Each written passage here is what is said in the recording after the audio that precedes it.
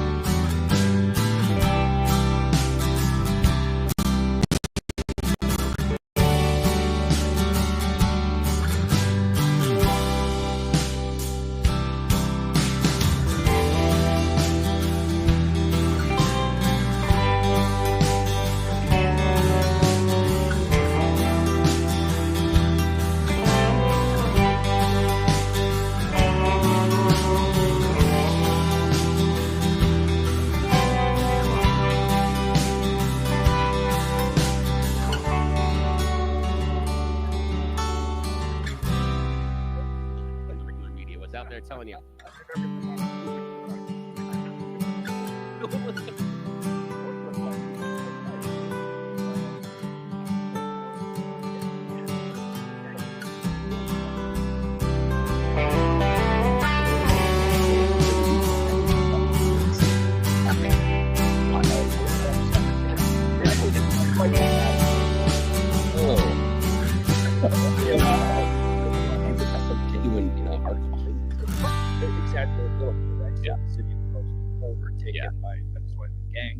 That is not true, but Danielle Durinsky never said that. No, what they were talking about was a series of hotel or apartments, a series of apartments where what had happened was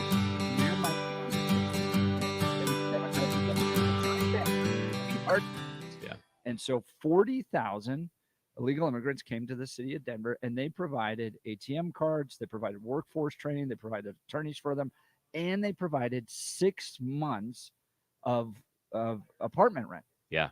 And so where did those people go? They went to Whispering Pines. They went to these other places, and they were given 6 months of apartment rent. Okay. Yeah. Well, that ran out.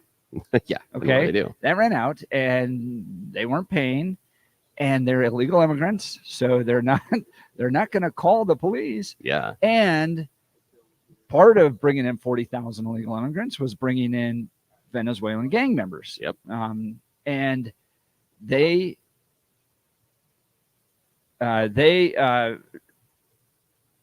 started to extort the other illegal immigrants that were living in the apartment complex. Yeah. So they would show up at their door and go, "Hello, we're your new landlords. Yes, you pay us now." Yeah. Which again, protection racket, of course. and with people that are in there and new to the country, either legally or illegally, the one thing they are reticent to do is to contact the authorities in those type of situations. They don't know who to talk to. They don't know what to do. And the one thing you don't want to do is to raise your hand and say, hey, I'm causing a problem. That's part of it as well when you're new in the country. So the idea of doing it, and that's why they are easy targets. And the Venezuelan gangs understood who was coming in, found a vulnerable population and a building that wasn't, a couple of buildings that weren't being taken care of or maintained, and then moved in, as we see with regular crime happening all the time. And then people were shocked. And what really made me upset was, I wouldn't say a dishonesty, but an obfuscation of what was going on at the time, because we found out, weeks, not a month or so afterwards, that the police were well aware of this. We had heard from John Fab early on that the police had been notified about the TDA gang and their orders to shoot cops and to create chaos. But we weren't hearing that publicly. They weren't coming to us and talking to the average citizen. They weren't talking to our listeners and saying, hey, here's an issue that we have and we are dealing with it. Instead, they stayed quiet. And, a silence and a vacuum, nature abhors that. Something is going to fill it. So what was filled were many times stories or assumptions that were untrue, or just being afraid that they weren't doing anything. And that's almost worse, the fear of inaction. Now, I know I got Blake's off today. I know we got to get to news. And then Lewis is hanging on the phone. All right, let's get to the news then. You're listening to a special Jeff and Bill live broadcast from the Gaylord in Aurora. Donald Trump set to speak in just a few hours. Let's check in on news and weather. At this hour, I'm Christina Aguayo in Dallas, and here are your top stories. Residents of Florida are waking up to what's left after Hurricane Milton ripped through the state as a Category 3 storm Wednesday night. Video shows crews from the Clearwater Fire Department rescuing people from the flooding on Thursday, along with the Hillsborough County Sheriff's Office, whose aviation section captured District 1 deputies working nonstop to rescue several people trapped in their homes. The winds reached 120 miles an hour, dumping 16 inches of rain in some areas as deadly tornadoes ripped through neighborhoods. At least 9 deaths have been reported, with Governor DeSantis saying they expect that number to rise. The governor now directing crews to work around the clock to continue their response and recovery efforts. TD Bank will pay about $3 billion in a historic settlement with the U.S. authorities, who say the financial institution's lax practices allowed significant money laundering over multiple years. Attorney General Merrick Garland said Thursday that the Canadian-based bank pleaded guilty to conspiracy to commit money laundering and is the largest bank in U.S. history to do so. The Justice Department prosecutors say the bank's failure to prevent money laundering made it convenient for criminals who collectively transferred hundreds of millions of dollars through TD Bank accounts over the years. The CEO of the bank says, quote, "This is a difficult chapter in our bank's history." That's what you need to know at this hour. In Dallas, Christina Aguayo, Salem News Channel. Football season recipes and get your Chugwater chili.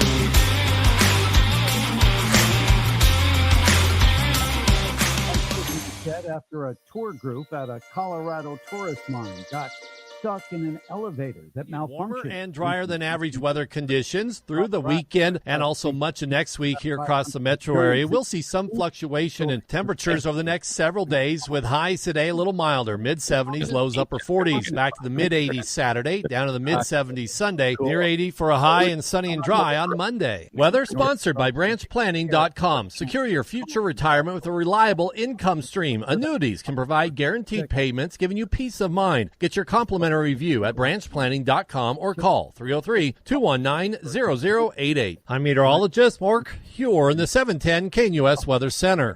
The Jewish calendar begins tonight at sundown. Yom Kippur is the Day of Atonement and caps the 10 days of repentance, just as during last holiday,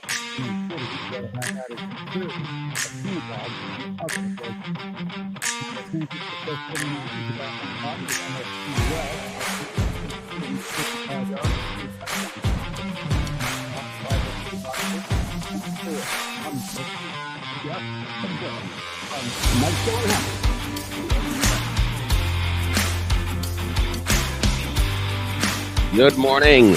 This is News Talk 710 KNUS, Jeff and Bill Show. I'm flying solo for a little bit because Jeff's in the media credential line. Yes, we have to get our pictures taken and things like that. So he'll be doing this solo here in a little bit. But I want to remind you today, it's going to be a little bit cooler. Partially cloudy, 75 degrees is going to be your high. Overnight low of 48. Tomorrow, 82. Great football weather on Sunday with a high of 75. And then it's going to be 76.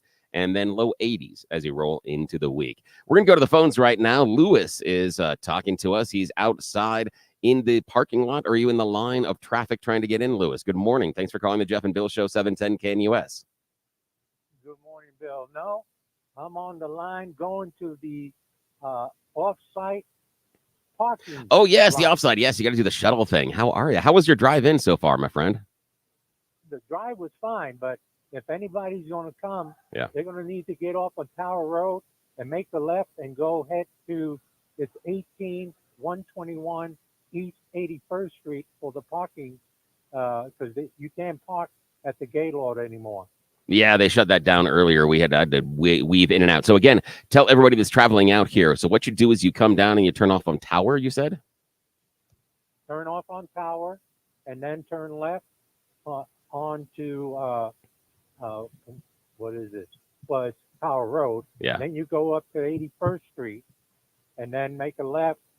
And the address is 18121 East 81st Street. It's one of the parking lots for the airport. Oh, thank you, Lewis. Now I got to ask you, who do you want to see on stage? And Donald Trump's going to be here today, but who do you think? Who would you like to see get up there and speak beforehand? If you had a hand in the scheduling, who would you like to hear today? Well, my city council member at large, Danielle. Yes. She has to be here. The question is where. So, okay, Lewis, you and I, we're going to do a pretend booking. We're going to say, okay, so we know Donald Trump has to be the main speaker. Where do you stack Danielle? Do you do her early? Do you do her right before, two speakers before Donald Trump? What do you think?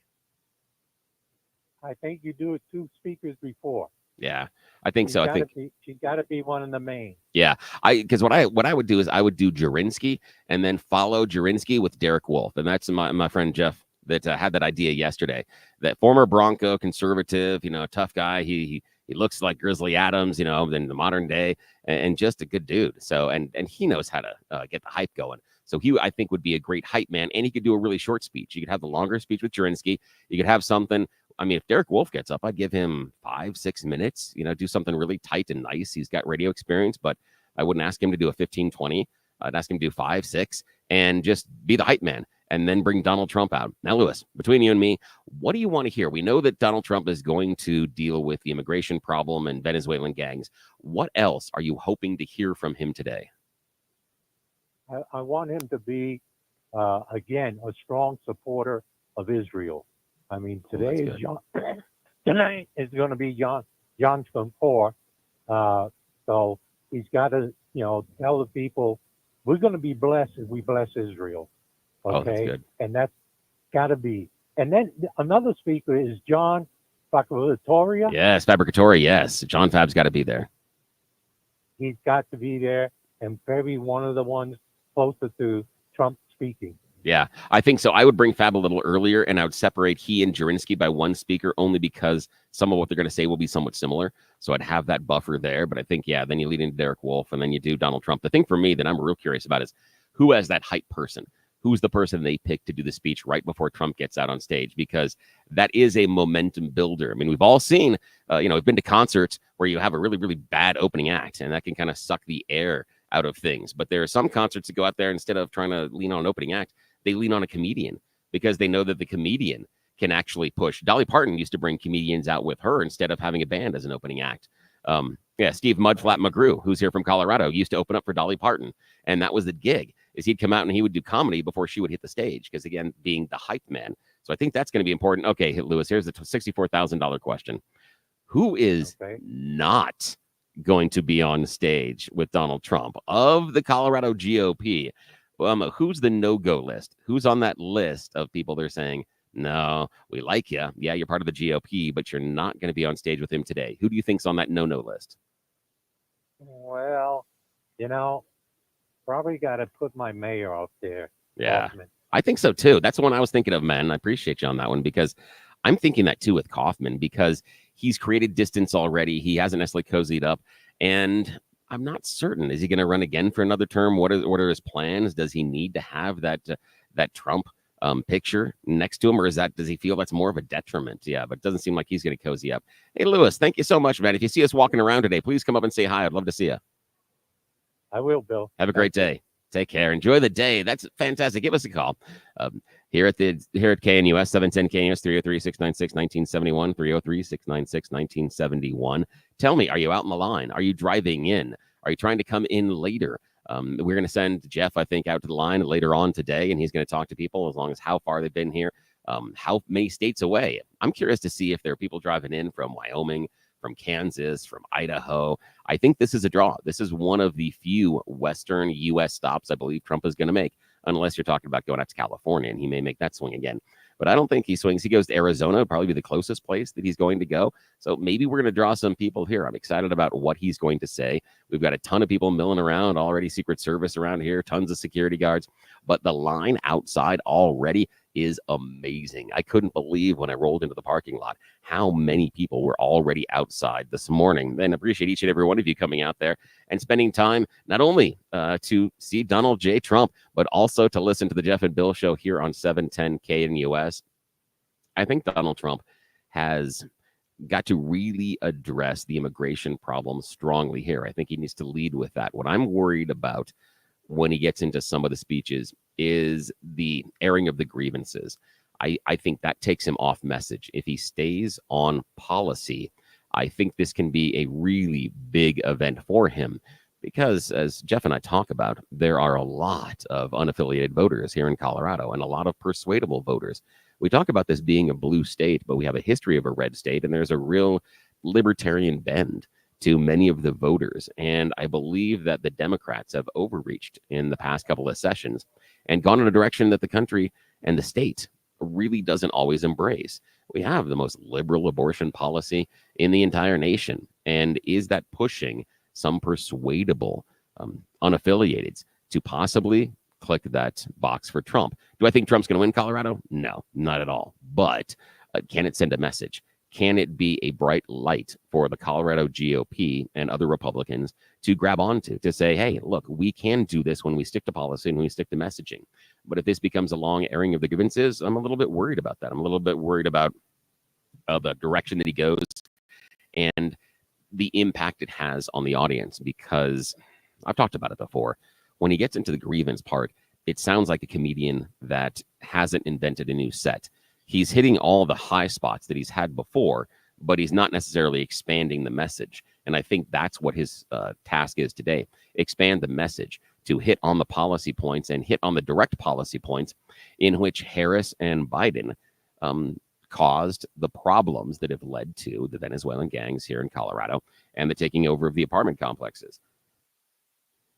I think one of his strongest message points right now is in the recent interview with Kamala Harris, where she said there was nothing that she would change between the Biden policy and what her policies were. Now, she was being broad as far as just general. She wasn't talking immigration specifically.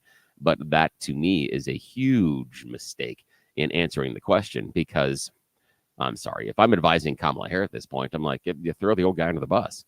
I mean, understand that, yeah, it's nice, but you got to win an election. And if Biden wants his policies to continue forward, then she's got to win as well. So the answer to that should have been, oh, there were lots of things that the president and I disagreed on, but that is not my role here as the vice president. I gave him my advice and said this, but I would do several things differently. She needs to, because she's running as the candidate of change.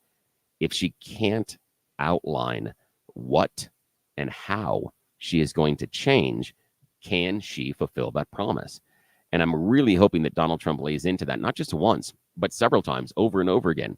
I would love to see him lean into that several times and come back to that as almost a repeating message of, she says that she's this candidate of change, or however you want to message it, but say she wouldn't change this. She supports Biden's policy on this. She says he's a candidate of change, but she's going to continue this. She says she's the candidate of change, but she's going to do this. She says he's a candidate of change, but she's only going to put these type of policies forward. She's not going to do anything different. And I think that's a very strong message. And I think that's one that Trump can use to win. Now, give me a call, 303-696-1971. Going to step aside here for in a second. But give me a call at 303-696-1971. I want to know if you're outside in line, if you're driving in, or what you would like to hear from Donald Trump today. Would love to see if you're out there on the line, who's around you, who are you talking to, what do you see if you're driving in, how excited are you? I want to hear about, what changes you made. This is, middle of the day on a Friday. Most of us are lunch pail Joes. We're hard workers. We're going to have to go to work. So how did you get the day off? What are you doing?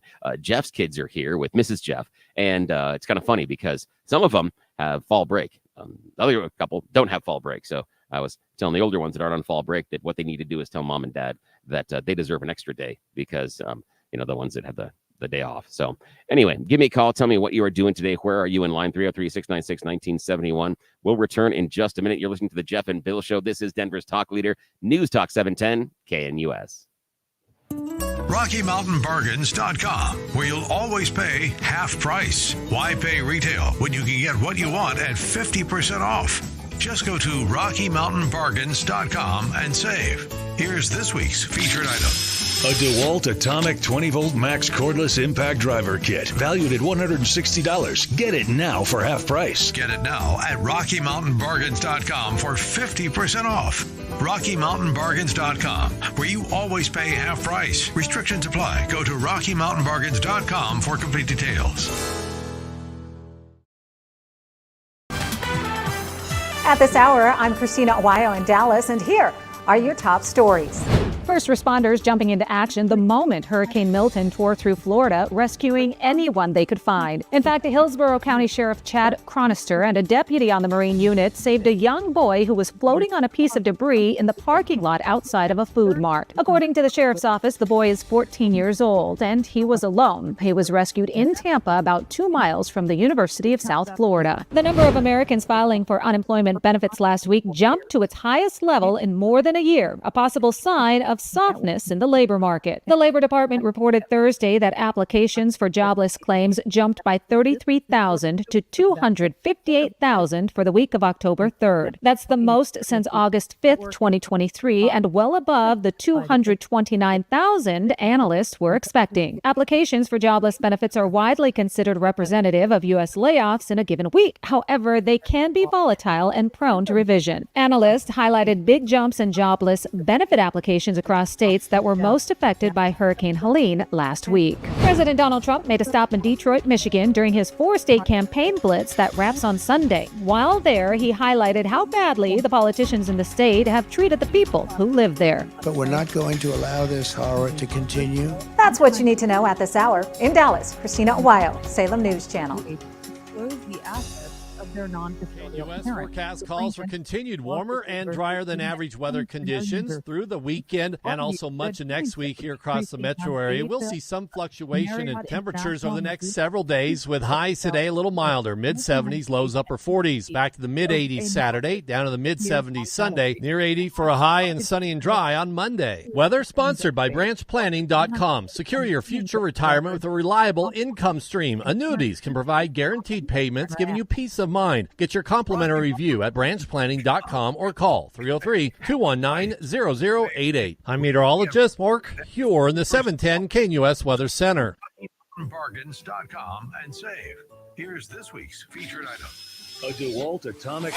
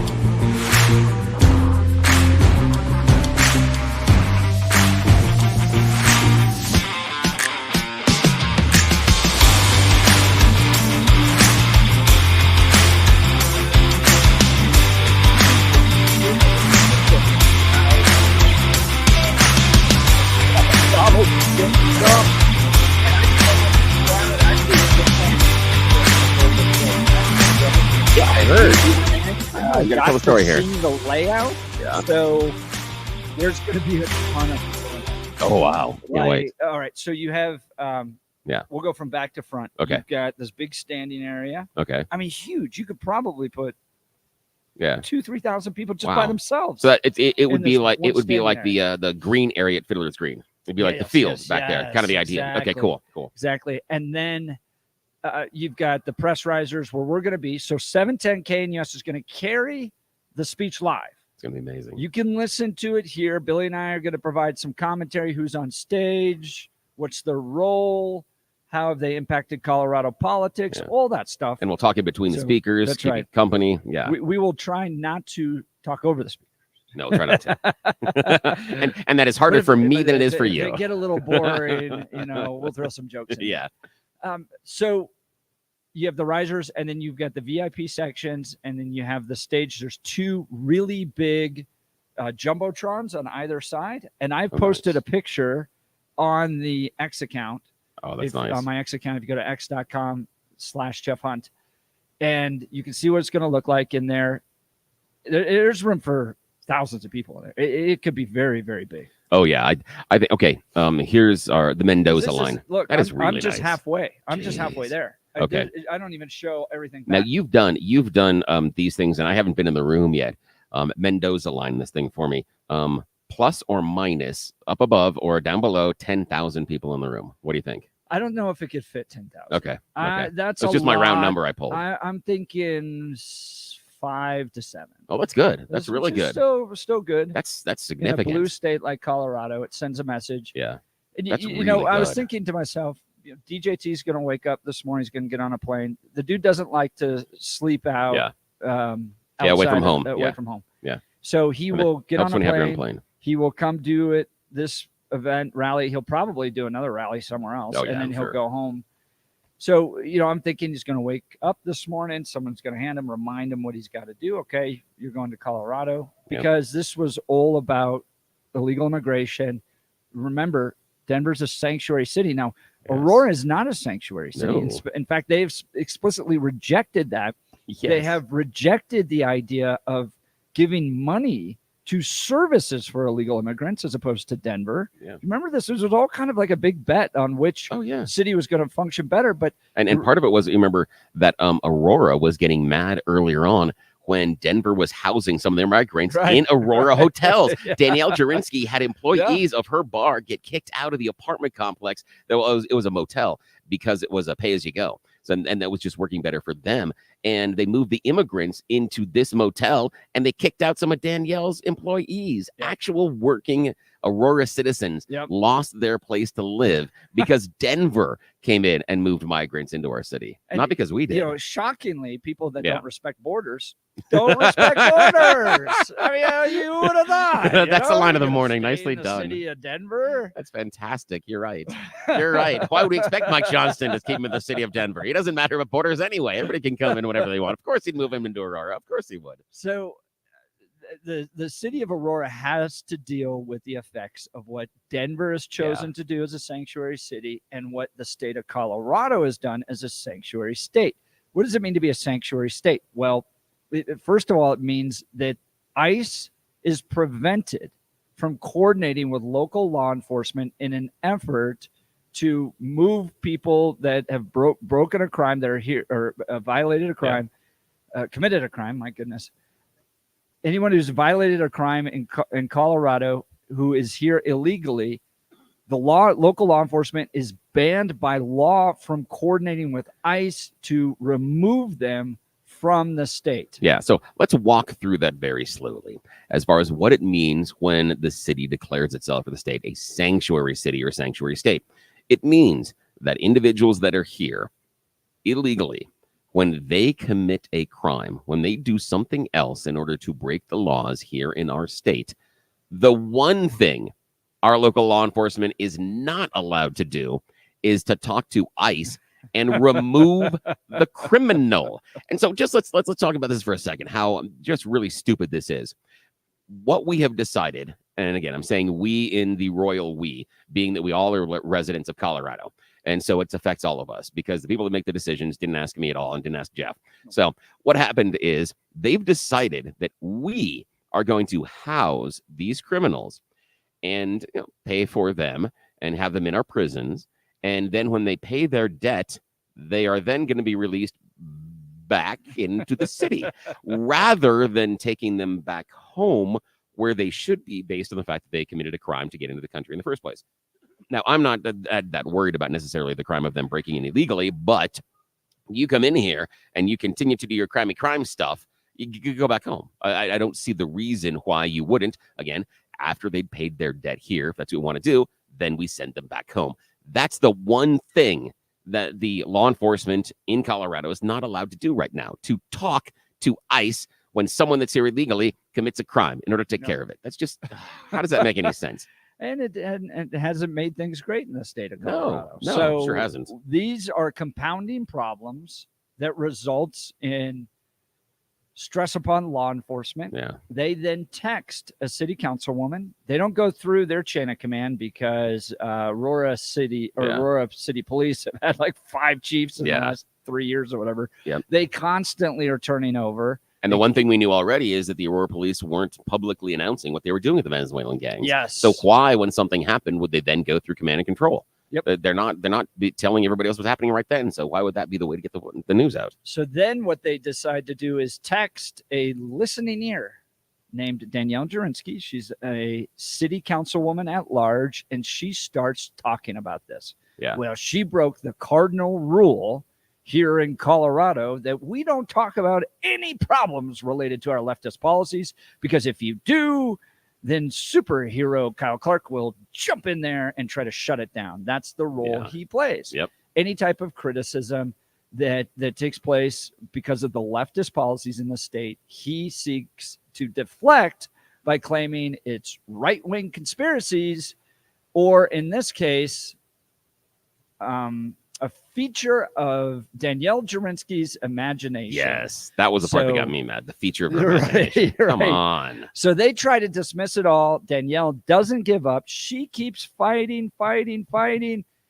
It makes national news. New York Post picks it up. Fox News picks it up. The president sees it. It now becomes part of the national presidential conversation. And lo and behold, on October 11th, Friday, in Aurora, Colorado, Donald J. Trump is going to come here to address this issue. So that's how we got here. Yeah, that's how we got here. And that's amazing. And the fact that Trump is going to be here and talking to us live. And I want to hear from people that are outside. Give us a call, 303-696-1971. If you are lining up, if you're hanging out front, we'd love to hear from you. That's What's right. the atmosphere like? We're going to kick Jeff out there probably to go chat to people and see what's going on. Fun. Yes. So we're going to do that probably in the 7 o'clock hour to see what people are doing out there.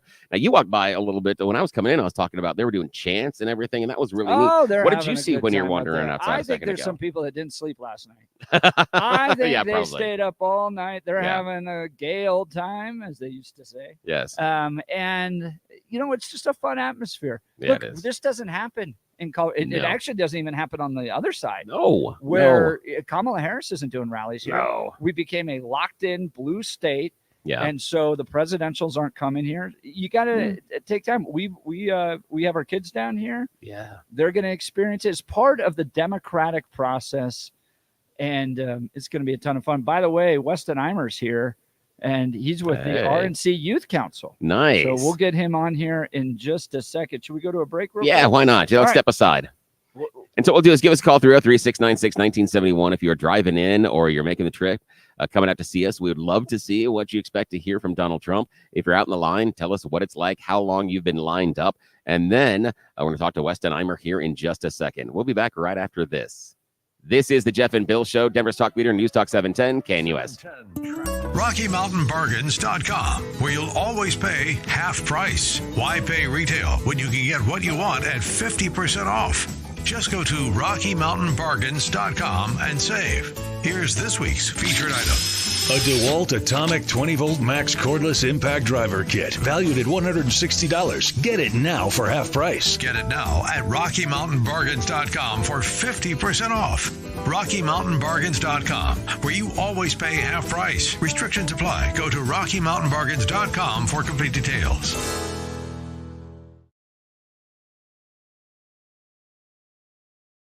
Colorado has an extreme abortion measure on the ballot called Amendment.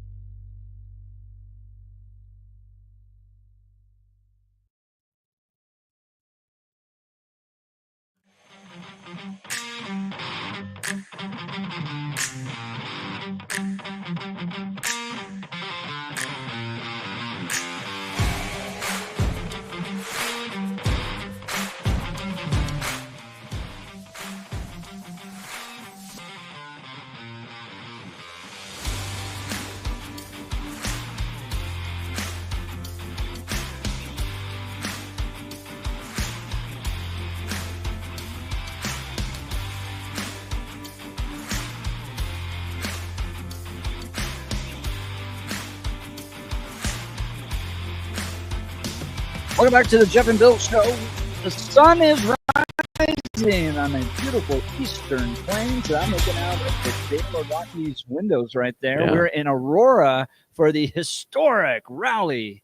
Donald J. Trump here at the Gaylord in Aurora, Colorado, making good on his promise. That is so cool. That he is going to come to Colorado. Joining us out here, we're doing a live broadcast. Weston Imer. Weston's part of the RNC Youth Council.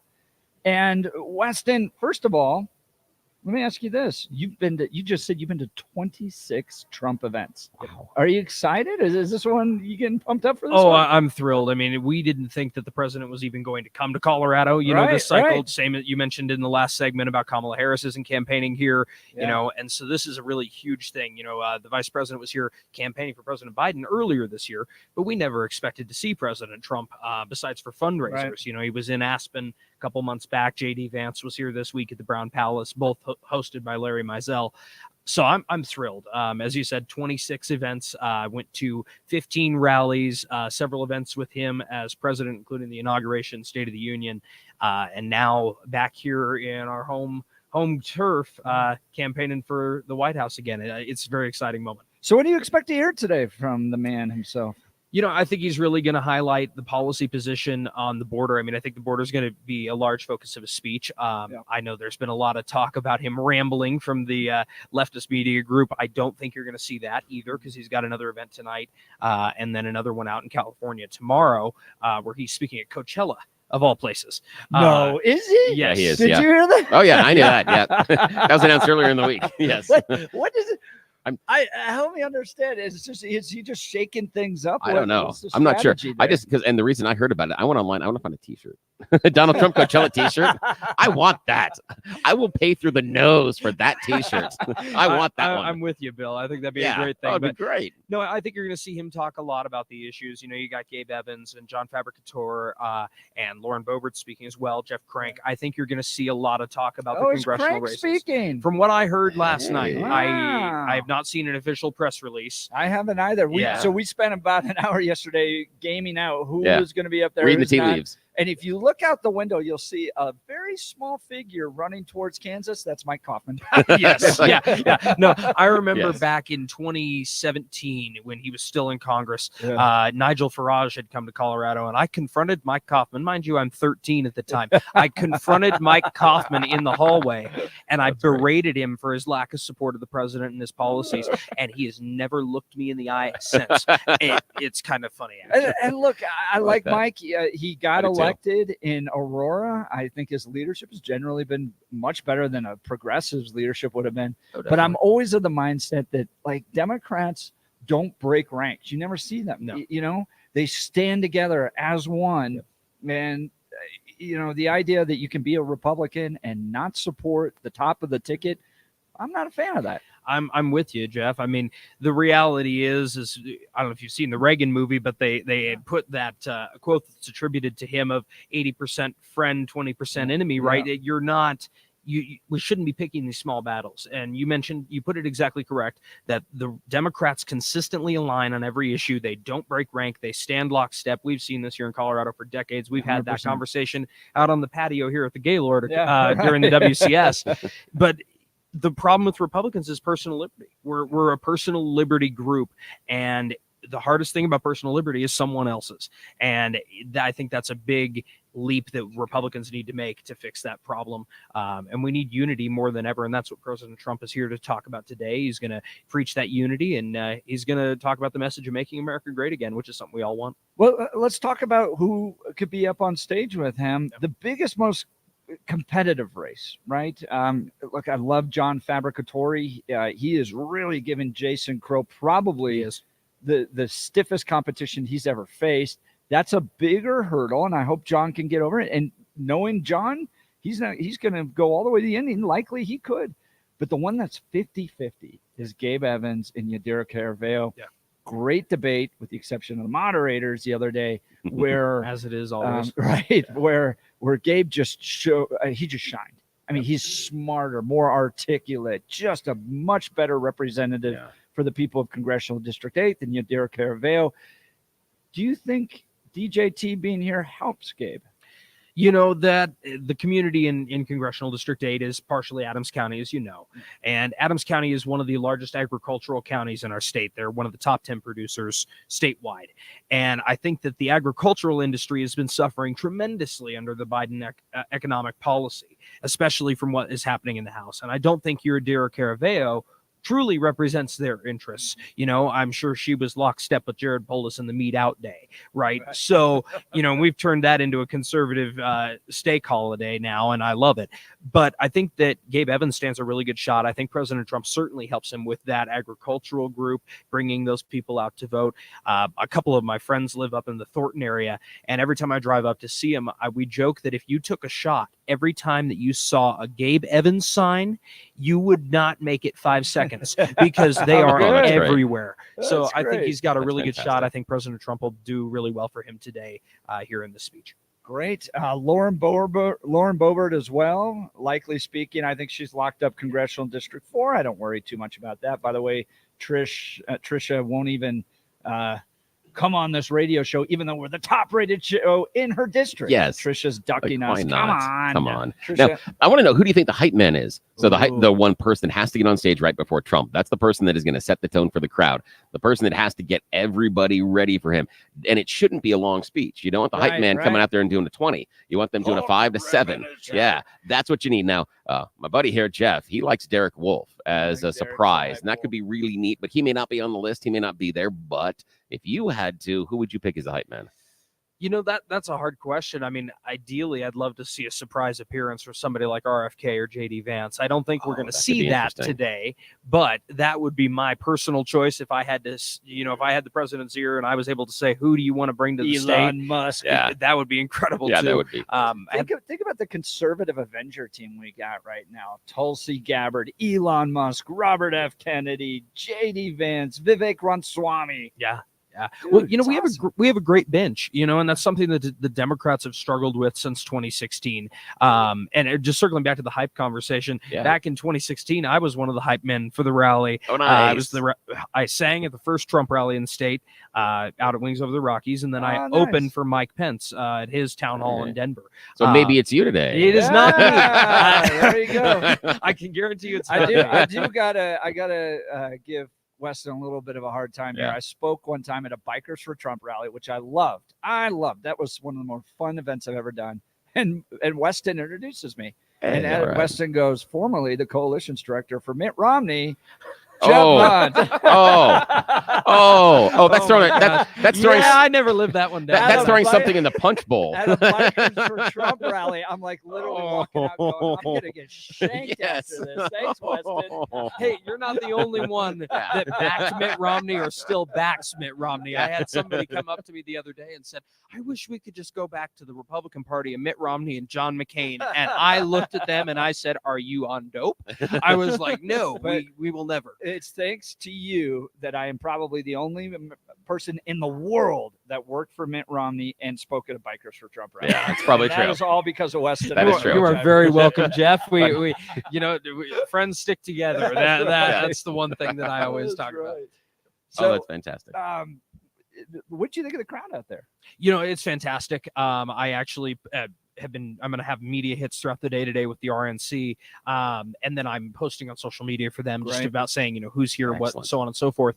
I took a video, posted on my X page. That queue line is almost full, which means that line is going to start wrapping out into the parking lot here pretty soon. You know, I heard that the fire marshal was already giving them grief. I love that. But I mean, you saw inside this morning, it looks like there's tons of room, tons of places for people to be accommodated. I heard the crowd singing when I pulled in this morning. They were doing that. They were chanting when I did. Now, Weston, one thing I want you to do when you're out there and you're talking to the people, find the person that traveled the furthest distance. Who's the person that traveled the furthest distance to come here and why? That'd be a very fun thing to see on your social media. You know, I saw Nebraska plates in the parking lot when I was pulling in. Nice. I didn't go to the general admission lot. I'm over here, but the out here in this lot, I did see a couple people pulling in, trying to get into this lot that were from other states. So I think you're going to see people from Nebraska, Wyoming, New Mexico, Utah, Kansas, places that the president won't likely visit before Election Day that are taking this one opportunity to see him just like we all are. Absolutely. That's right. Weston, we only got a few more seconds. If the person wants to get involved in the election process, How do they do it? Sign up at Trump Force 47. Go to President Trump's website. It's really easy to sign up for Trump Force 47. That's the official volunteer army of the 2024 election for President Trump. And make sure you're registered to vote and make sure you're voting early. We have to swamp the vote if we want to win in November. It is critical. Ballots went out this week here. So get out, vote early, vote often, and let's win this election and make America great again. Vote often legally, of course. But yeah, we got to ballot harvest the heck out of the Democrats. All right, you're listening to the Jeff and Bill Show with a live broadcast from the Gaylord in Aurora, Colorado. We'll continue this conversation. I'm going to head out to the crowd. Yeah, good luck. This will be fun. You're listening to Denver's Talk Leader, News Talk 710, KNUS. 710.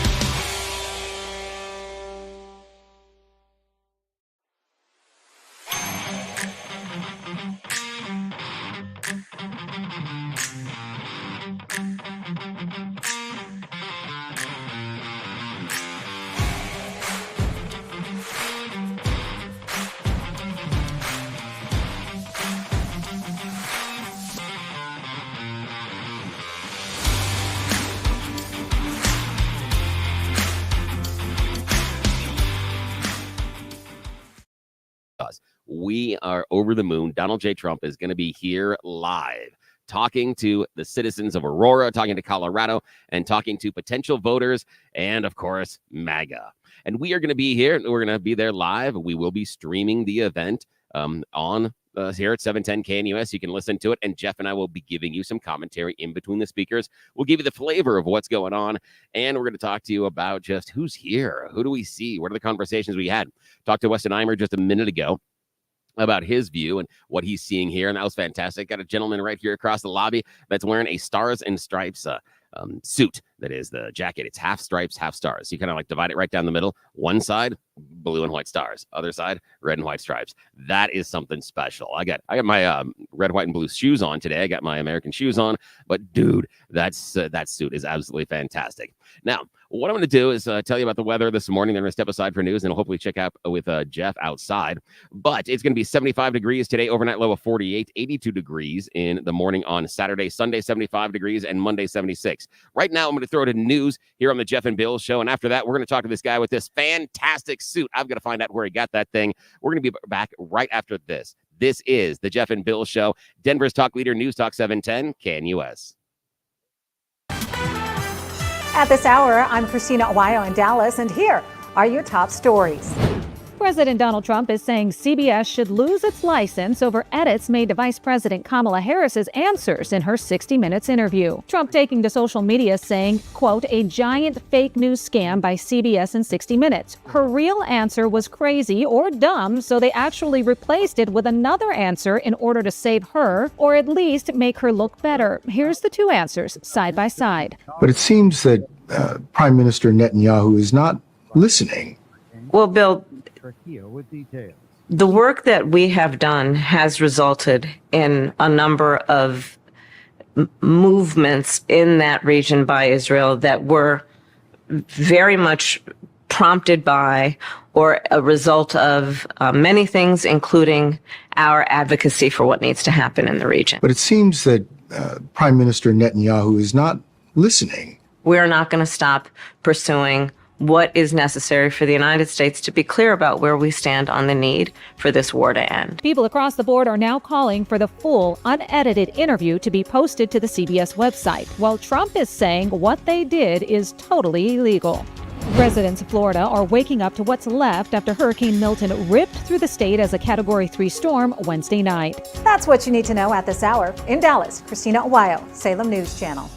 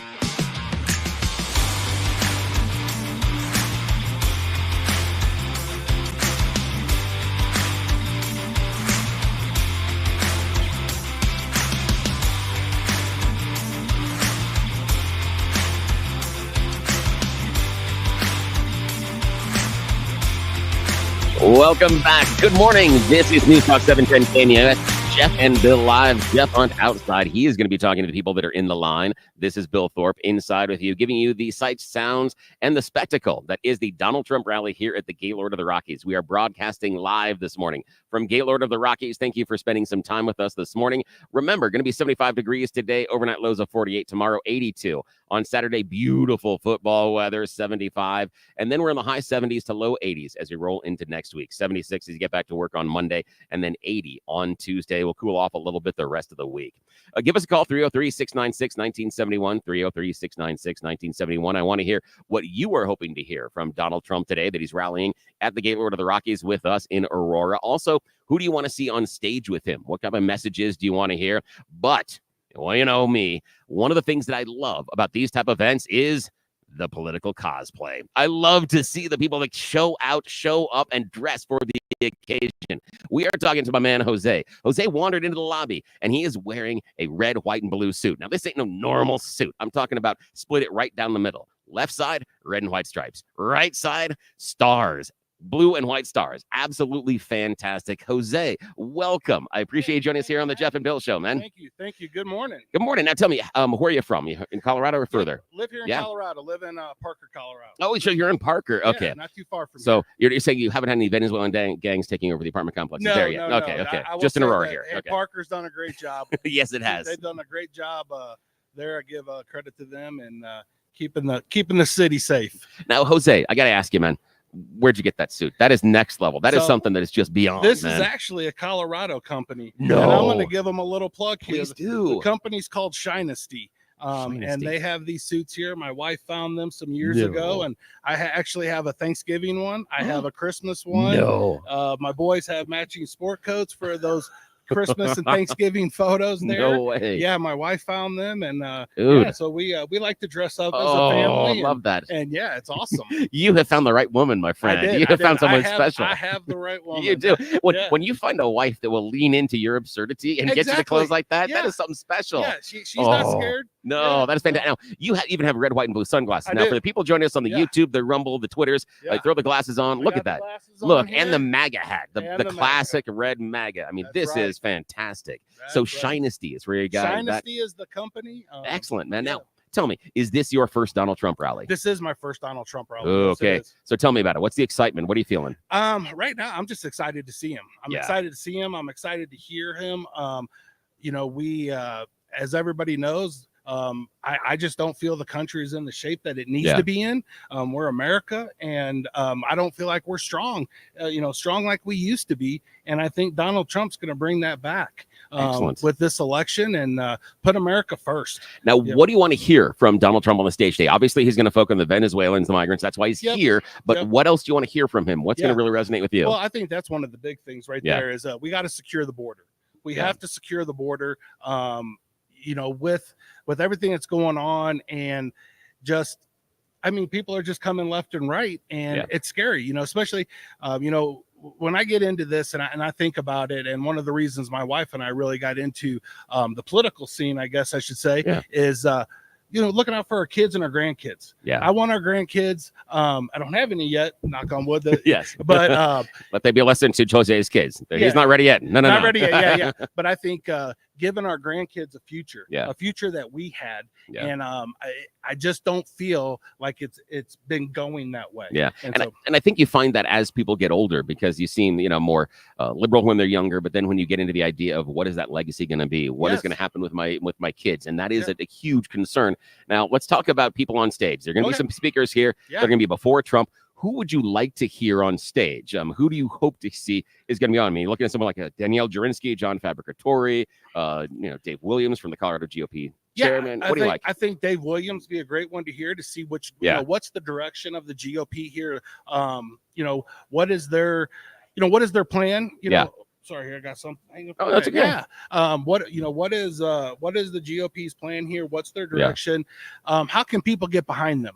I think that's the biggest thing that we need is people behind them. I hope to hear from Lauren Boebert. Yes. I'm a big fan of Lauren. Yep. I love her spunkiness. I love that she is not afraid to get in there and roll up her sleeves. Yeah. And that we need more of that. And I like the fact that she leans into being a mother as well, that she shows that balance that you need in today. Now, if you were sitting down, if we had Dave Williams sitting with you right now, what do you think is the number one message or issue for the Colorado GOP? If you could wave that magic wand and say, okay, Colorado GOP, you need to talk about this. What's the number one issue for you? Unity. Like that. Now talk to me why. What do you think about the unity? What do you mean? I just think that I always say that with the GOP, you have a lot of everybody wants to be the leader. Everybody Yeah. wants to do it their way. Everybody wants this. How do we bring that together? How do we unify this party with all of your counties and everything like that? And how do we come as one? Because that is one thing that the other side does very well is I always say that they follow each other, and I'm not looking for a bunch of followers, but how are we going to bring all of these different counties together as the Colorado GOP, and let's battle this thing as one team, one dream out there. That's a great point, because you go back to the previous election cycle, and Bernie Sanders, who, not really a Democrat, but he was leading the Democrat primary for a while, and all those Bernie bros thought, we got a shot. Then Biden emerged, he takes the nomination.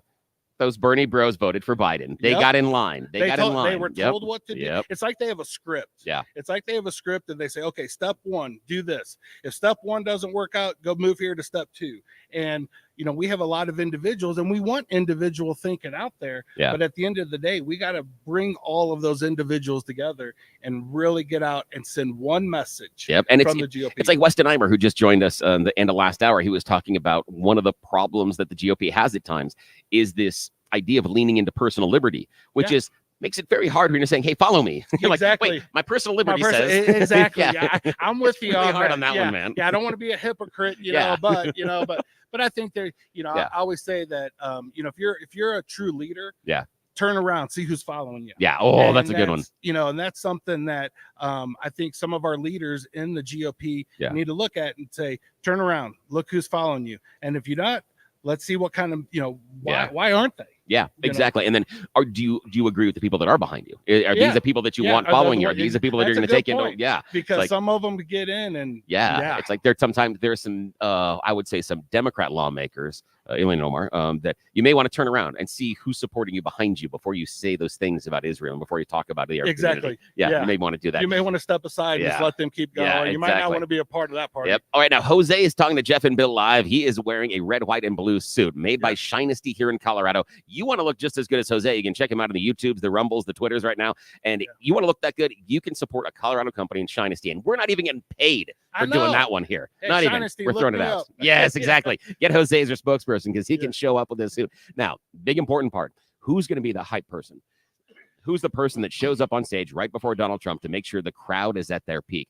If they said, okay, Jose, you're wearing the red, white, and blue suit. You obviously know this. Who's the hype person? Who do you get to put on that stage? I tell you, I'd love to see Rod Smith up there. Get this crowd pumped. I'm originally a Missouri boy. Rod's, went to school there in Missouri, and I've always been a big fan of his. And I think that guy could get this crowd really going. Oh, he could. Yeah. That's a really good one because we were talking Derek Wolf. Jeff and I were talking Derek Wolf. Oh, but Derek Rod Wolf Smith is good. Yeah. Derek Rod Smith Wolf is great. Yeah. He would be fantastic. Again, I like the idea of the Bronco leaning into the Colorado. And those NFL players have been in the huddle and they've had that hype beforehand. The idea of, come on, guys, we are going to go get in car crashes for the next 3 hours. So you've got to get ready to do that and just run through a wall. I think it'd be great. Okay. Sorry, Derek, if you're listening to this, 'cause I do follow you on Instagram and I do love your post. And I know you are 100% behind, everything here that's going on. And, but yeah, I think he would be great too, but I'd love to see a former Bronco player up there. That'd be awesome. Because there's a lot of good guys out there. Oh, excellent. Well, Jose, we are going to step aside. Thank you for spending time with me, my friend. I really appreciate you, too. It's fantastic. And if you ever get a chance, you're wandering around, tell the family. Listen to Jeff and Bill in the morning, 710 KNUS. We're a strong conservative station. You may not like some of the stuff I say at times, but that's okay. We can disagree. That's okay, my friend. If you're not making people mad, you're not doing your job, right? That's kind of my job on the show at times. All right, now we're going to step aside here in a second, and then we're going to check in with Jeff, who's outside with Mark Crowley, wandering through the line, and he's going to be talking to people that have spent time in the dark out here getting ready for Donald Trump. Jose, again, man, I appreciate you a lot. Have a great day. I appreciate you guys enjoy having me this on the show. Oh, Thank wonderful. you very much. We'll be back right after this. This is Denver's Talk Leader, News Talk 710 KNUS. All right, you're clear. Traffic. Big delay up north. Crawling there is southbound I-25. There's 5 minutes on this, Billy. Excellent.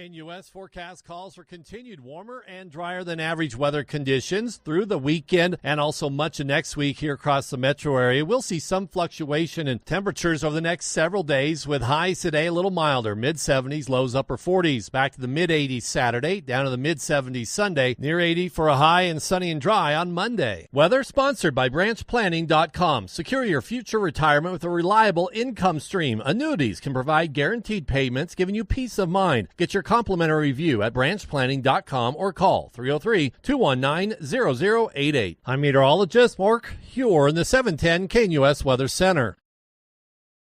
RockyMountainBargains.com, where you'll always pay half price. Why pay retail when you can get what you want at 50% off? Just go to RockyMountainBargains.com and save. Here's this week's featured item. A DeWalt Atomic 20-volt max cordless impact driver kit, valued at $160. Get it now for half price. Get it now at RockyMountainBargains.com for 50% off. RockyMountainBargains.com, where you always pay half price. Restrictions apply. Go to RockyMountainBargains.com for complete details.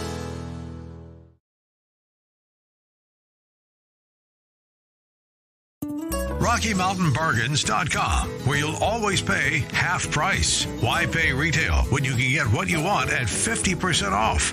Just go to RockyMountainBargains.com and save. Here's this week's featured item. A DeWalt Atomic 20-volt max cordless impact driver kit, valued at $160. Get it now for half price. Get it now at RockyMountainBargains.com for 50% off. RockyMountainBargains.com, where you always pay half price. Restrictions apply. Go to RockyMountainBargains.com for complete details.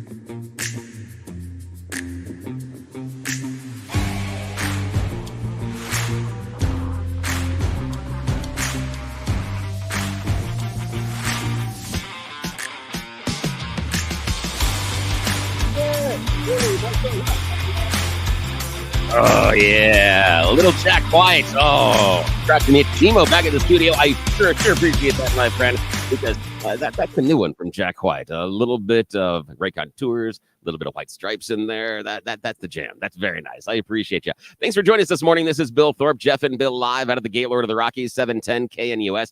Donald J. Trump here in Aurora, Gaylord of the Rockies, and we are there live with you. We're going to be streaming his speech later on this afternoon. Jeff and I will be giving you commentary, but right now, my partner in crime, Jeff Hunt, is out in the line talking to everybody. Jeff, are you there? You out in the cold? How are you? Yes. Can you hear me? Are we coming Yes. through loud and clear? I got you, my friend. Give me a flavor. What's going on out there?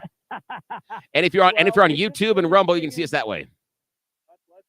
They just finished singing God Bless America, and I can't think of anyone better to start my morning with than the Richard Holtor here in line. Richard, what brings you out here today? What are you expecting to hear? Are you excited? Well, first of all, I'm damn glad to be in Colorado. I'm damn glad to be a red-blooded patriot American, and I'm damn glad that Trump has decided to come to what I call the belly of the beast. Denver County is one of the most blue counties in Colorado. It is a dark shade of blue, and he has shunned that aside and said, I'm coming to Colorado. I'm coming to Denver. I'm coming to Aurora. I'm going to call out the progressive left and their failed policies, failed immigration policies. Most people know I ran the bill with Mark Baisley, Senator Baisley, that would fix this problem in this state. This last session, the progressive left rejected that repealed the law that says you cannot, local and state law enforcement, communicate with federal ICE and other law enforcement authorities. You repeal that, you fix this problem. The gangs from Venezuela get their asses out of this country. They go home and go to prison. And oh, by the way, we get our state and our communities and our counties and our country back. There you go. Just like that. That's right. People are excited. Do you like what y'all hear out of the sky? Absolutely. We've got some, we're in the VIP line here. And let's see, let's go talk to Mark. Mark, come on over here. Come on over here. Douglas County. We got Mark with Parker Conservatives here. What brings you out, Mark? Well, you know, we're going to see a little DJT today. You know, had to come in and give the man some props and support and hear his view on the Venezuelan product. And the problem that we have here in Aurora that nobody wants to cop to, right. Especially your friend Kyle Clark. We're BFFs, you know. Well, you know, I'm taking lessons on how to troll people. And I thought I was good, but I watched you on X, and you're really good. We're having fun with the guy because remember, Kyle Clark said that it wasn't an immigration issue. It wasn't a gang issue. It was a code violation. That's what it was. It was a code violation. Yeah. We have a code of bringing AK-47s in, you know, and kicking down doors. Like, I guess that is a code. Right with a long gun. You just kicked out somebody's door. So, I mean, give us a sense of the atmosphere. You're a conservative. And you run Parker Conservatives. A lot. Good energy out here right now? A lot of energy out here. The crowd's getting really big. It's, you know, we got about 5,000 people we're going to be able to get in here today. But it's electric. I was here early before the line started going, and everybody is just tuned up. We're starting to sing now. Got to do a little something to pass the time a little bit, but everybody's just amped up and ready to go. And I think Lauren Boebert's going to speak. Are you excited to hear from her? Oh, I'm very excited to hear from Lauren. She's always a wonderful speaker. She always brings a lot of energy.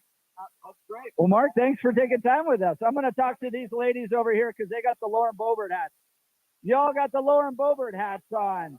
Now, Lauren, I heard maybe speaking. Are you excited about that? We're very excited. She moved to Weld County, and we love her. She's a little firecracker, and hopefully she's going to change some things. She gets a lot of things passed for Congress, so we're glad she's standing behind us in Weld County. She's glad she has moved from CD3 over on the western slope over onto the eastern plains. Yeah, that's what do you like about Lauren? Is it her kind of feisty spirit? She's She's willing to mix it up with the left. And she won't back down. She's right there up there with him fighting for us. Yep. She's a little warrior. That's what she is. Yep. Yeah. Yeah. She is. She's a warrior. We're very lucky to have her. County Northern warrior, Colorado. Trump-loving woman. Yes. So are we. Well, thank you. I appreciate talking to you. I'd like to talk to this guy right here because this is a suit, my friend. Now, give us your name. I'm Frederick Mai. And what brings you out today? Why are you coming out? I'm here because I'm Ultra MAGA. Yeah, baby. Yeah, man. Yeah. Just here to support the next president of the United States, Donald Trump. And are you a Coloradan? I am born and raised in Wilson, Colorado, and born and bred. Lived in New York City for a while. Now I'm back here. Thank goodness. Yeah. Now, look, Colorado used to be kind of a swing state. We used to have presidential candidates visiting all the time. Now we're, unfortunately, kind of in the blue category. I don't even know if Kamala Harris is going to do a rally out here, but Donald Trump has decided to do a rally to raise awareness on what's happening in Aurora as a result of the sanctuary city and sanctuary state policies that the Democrats have implemented.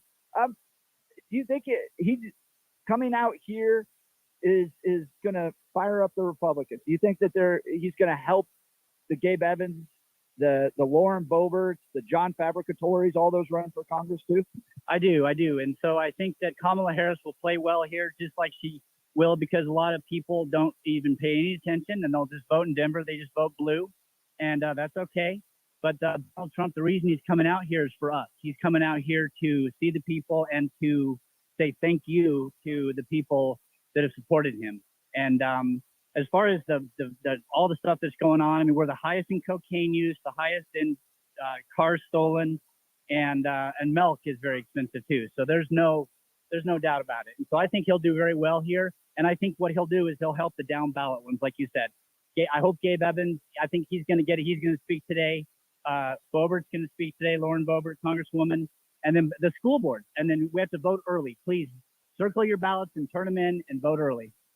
So yeah, I think he's going to be great. And I think Colorado's coming back. And even if we don't go presidential for the Republicans, I think we will get a lot of down ballot races, and I think that's what he's doing. He's fighting for the people, and he's voting for the mom that's going to be the school board in Douglas County. That's why he's here. Thank you. Awesome. You look sharp. Thanks for taking time to talk with us. Bill, can you hear me still? Yes, sir. I gotcha. All right. We're going to make our way through the crowd. All right. Tell you, while you're working through the crowd, Jeff, let me do this, Jeff. What I'm going to do is I'm going to toss to the phones right now. Joan is on. Joan from Lakewood. So while you're looking around and trying to find more people to chat with, set that up for a second. And good morning, Joan. Thanks for calling the Jeff and Bill Show, News Talk 710 KNUS. Are you here at the Gaylord? I am here. I am psyched. We are out here. We're chanting Trump and Yay. Trump.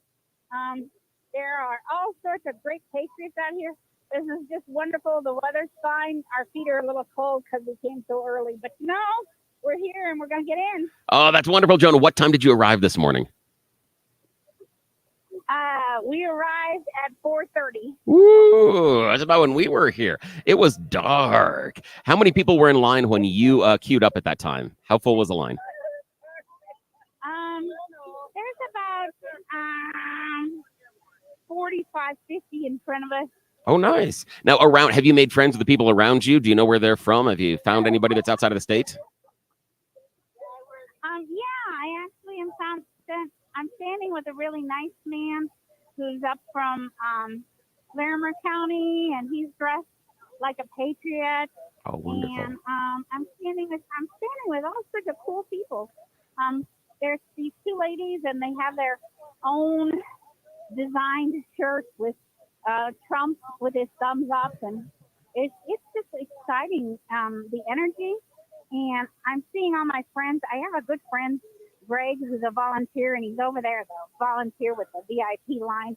I'm so jealous I can't even see straight. Oh, geez. And I have other friends that have volunteered and stuff. So it's fun. I'm seeing lots of different people. My friend Michelle came all the way from Texas. Wow. She flew in Wednesday, and came from Texas, and I'm like, you have to come, and then she came. I was so surprised. Oh, that's wonderful. Oh, that's fantastic. Well, Joan, if you see us running around today, come say hi to both Jeff and I. We appreciate you giving us the flavor out there. And I loved hearing the chants when I was walking in this morning. They were already chanting. So you're right. That is something special. I appreciate you, Joan. Have a great day. Thanks for calling. Bye. Bye. All right. This is Bill Thorpe, Jeff and Bill live here at the Gaylord of the Rockies, 710 KNUS, Denver's talk leader. Donald J. Trump is in town, and we are here broadcasting live at the Gaylord of the Rockies, and we are going to be staying with you throughout the performances today, throughout the speeches, and then giving you commentary during Donald Trump's speech. No, not over the top of him, but as we lead into it, and then maybe a little bit afterwards, but you are going to get to hear it live here on 710 KNUS. Now we're going to go back outside to Jeff Hunt, who is talking to people in the crowd, and you can join us on Zoom. Find us on Zoom, Twitter, Rumble, because Jeff also has got Mark Crowley out there with him being the cameraman. So going out there and having the shots and showing you. We saw another gentleman that was wearing that red, white, and blue suit. I think that's going to be a theme today. We might have to count how many of them. So far, we've got 2 going this morning. Jeff, are you still with us? Bill, absolutely. And we've got this shirt with Steve Barlock wearing that. I don't know if this is the moment that I see Donald that, Trump, dude. Survived the assassination attempt. Wow. Stood up, yelled, fight, fight, fight. Has blood coming down off of his face. Great shirt. Steve, what brings you out today?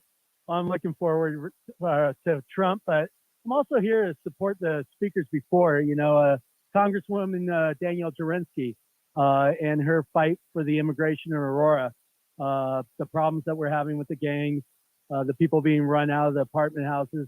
Watch the Dr. Phil episode with her and the John, who's running for congressman against Mr. Crow. And the problems in Aurora are real. I'm on the other side of Lowry Air Force Base from those apartments, and the immigrants are coming to my neighborhood.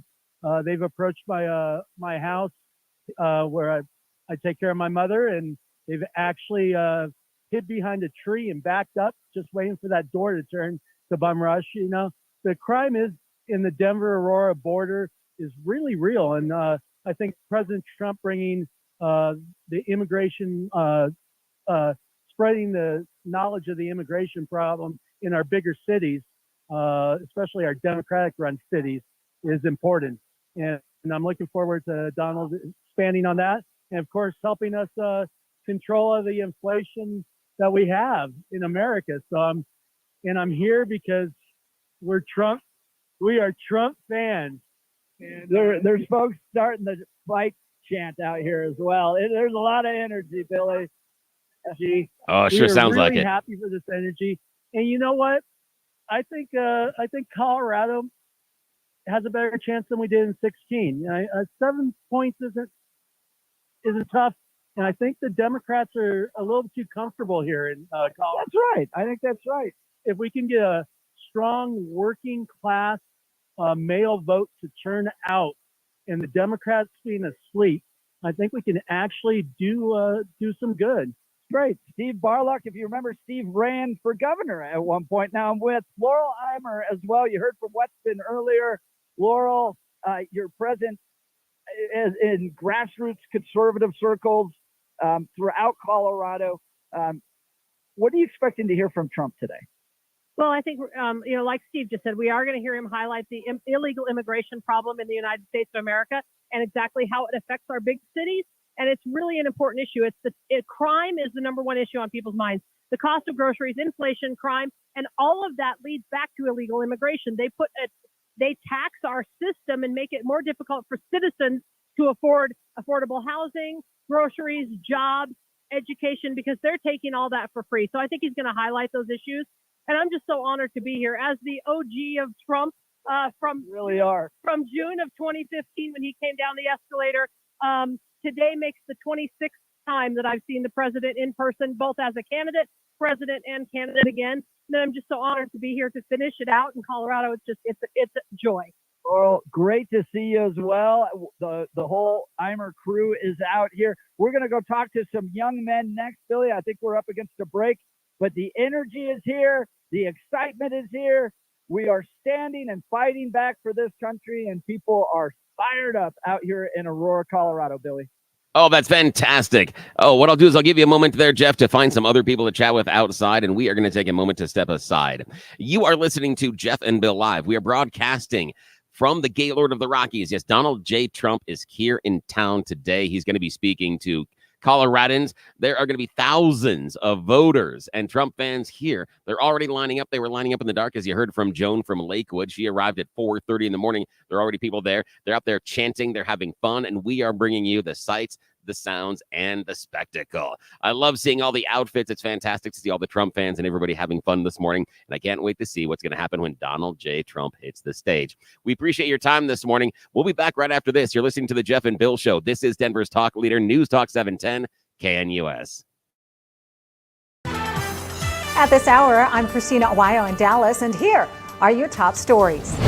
Residents of Florida are waking up to what's left after Hurricane Milton ripped through the state as a Category 3 storm Wednesday night. Video shows crews from the Clearwater Fire Department rescuing people from the flooding on Thursday, along with the Hillsborough County Sheriff's Office, whose aviation section captured District 1 deputies working nonstop to rescue several people trapped in their homes. The winds reached 120 miles an hour, dumping 16 inches of rain in some areas as deadly tornadoes ripped through neighborhoods. At least 9 deaths have been reported, with Governor DeSantis saying they expect that number to rise. The governor now directing crews to work around the clock to continue their response and recovery efforts. TD Bank will pay about $3 billion in a historic settlement with the U.S. authorities, who say the financial institution's lax practices allowed significant money laundering over multiple years. Attorney General Merrick Garland said Thursday that the Canadian-based bank pleaded guilty to conspiracy to commit money laundering and is the largest bank in U.S. history to do so. The Justice Department prosecutors say the bank's failure to prevent money laundering made it convenient for criminals who collectively transferred hundreds of millions of dollars through TD Bank accounts over the years. The CEO of the bank says, quote, "This is a difficult chapter in our bank's history." That's what you need to know at this hour. In Dallas, Christina Aguayo, Salem News Channel.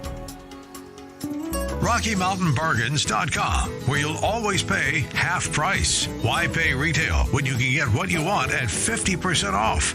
Just go to RockyMountainBargains.com and save. Here's this week's featured item. A DeWalt Atomic 20-volt max cordless impact driver kit, valued at $160. Get it now for half price. Get it now at RockyMountainBargains.com for 50% off.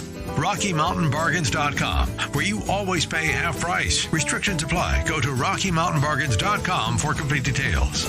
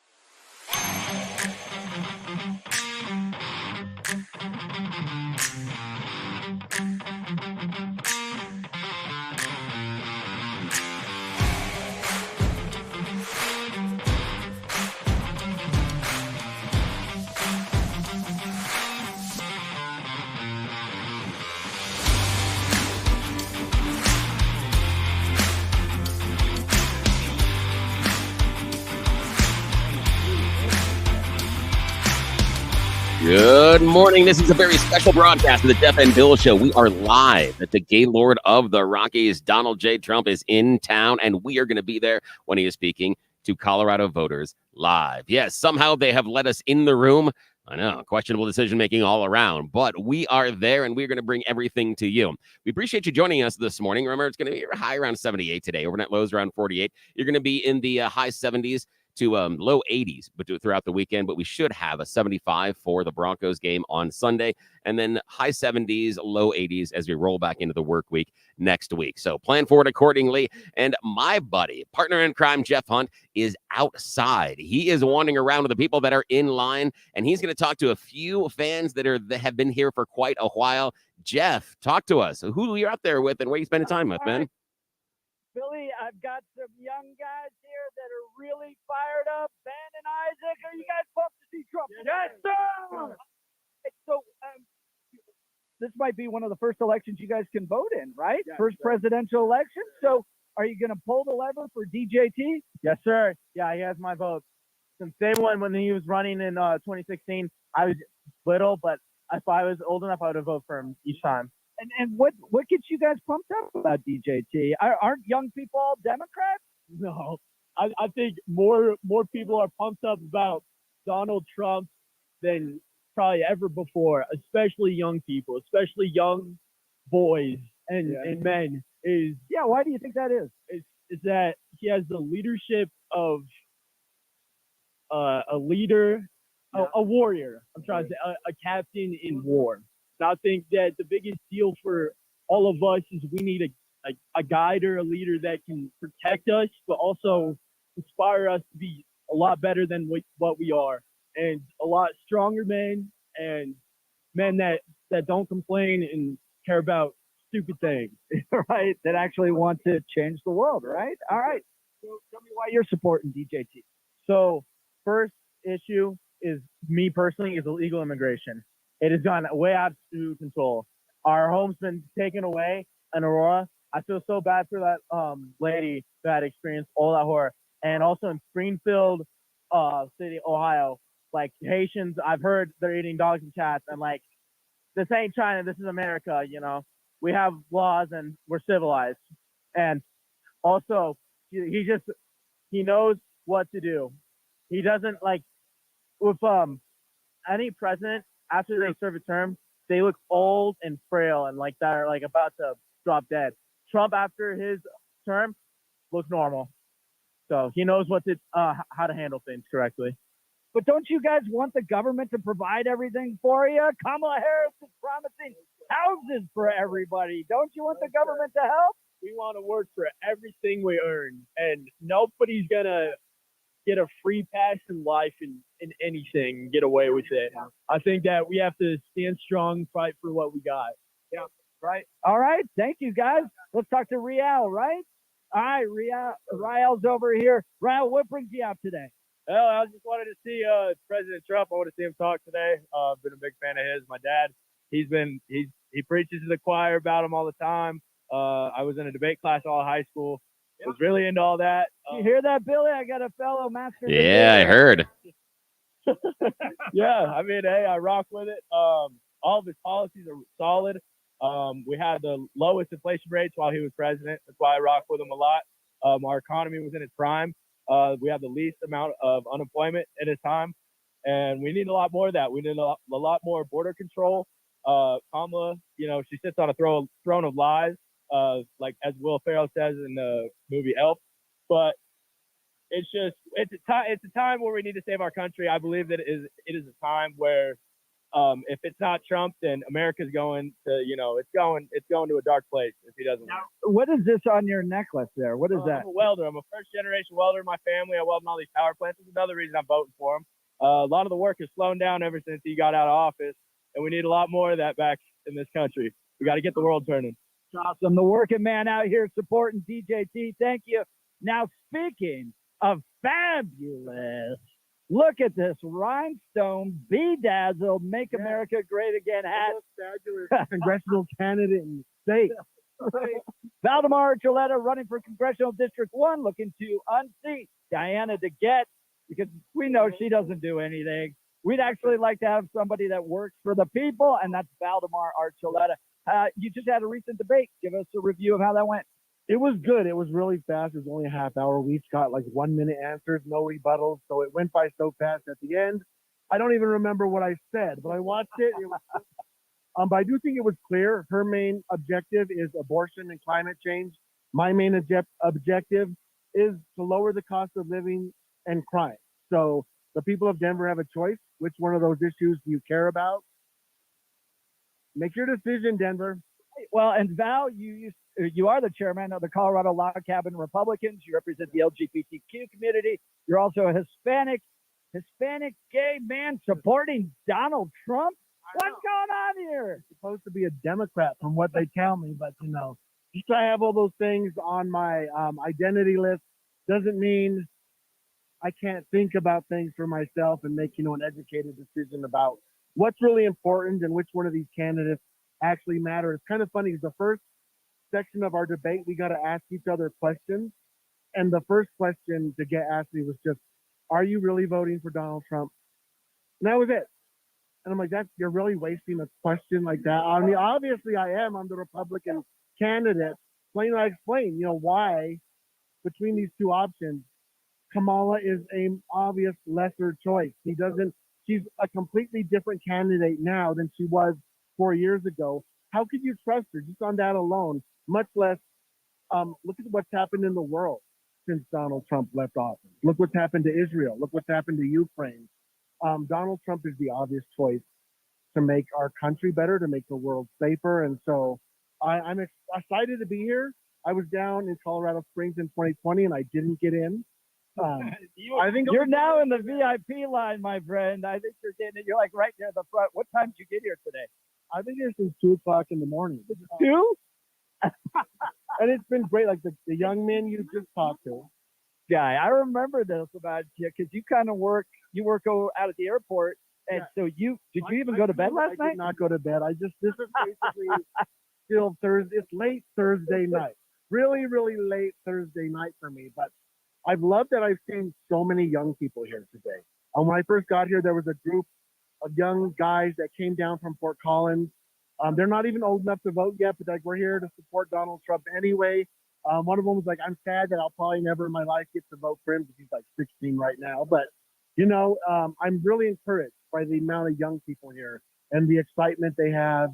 And they love our country. And it's good to see because you don't always see that with young people that we see in the media gives us a representation of today. So I have a hopeful view of our country. Val, give folks your website if they want to support you in Congressional District 1. You're the Republican nominee running to unseat Diana DeGette. Yes, Archuleta for Colorado, all spelled out, archuletaforcolorado.com. Great. Billy, I'll throw it back to you. I hear we got a congressman on the line. Yes, we do. Thank you so much, Jeff. And tell Val hello, and his jacket looks fan-freaking-tastic. So glad I'm going to catch up with Valdemar Archuleta later on today, running for Congressional District 1. This is the Jeff and Bill Show, broadcasting live from Gaylord Rockies, 710 KNUS. Donald J. Trump here in town live today, and we are bringing you the sights, the sounds, the spectacle. Right now, going to the phone, Congressman Greg Lopez, joining the Jeff and Bill Show. Good morning, Congressman. How are you today? Good. How you doing, Bill? Good to be on the show. Oh, thanks for calling us, my friend. Day, isn't it? Yes, this is an amazing day. And of course, God is shining down on DJT. We have beautiful, beautiful weather for today. Because, you've been in Colorado long enough. We could get an early snow or something here. Because, Colorado's kind of crazy. So tell me, my friend, are you in line yet? Are you hanging out? Are you on your way here? What's going on? Actually, I'm on my way there, and I will be speaking today. So. Oh, that was my next question, my friend. Now, are you going to share something special with the Jeff and Bill audience here? Are you going to tell us when you're going to be speaking? Do you know your order yet?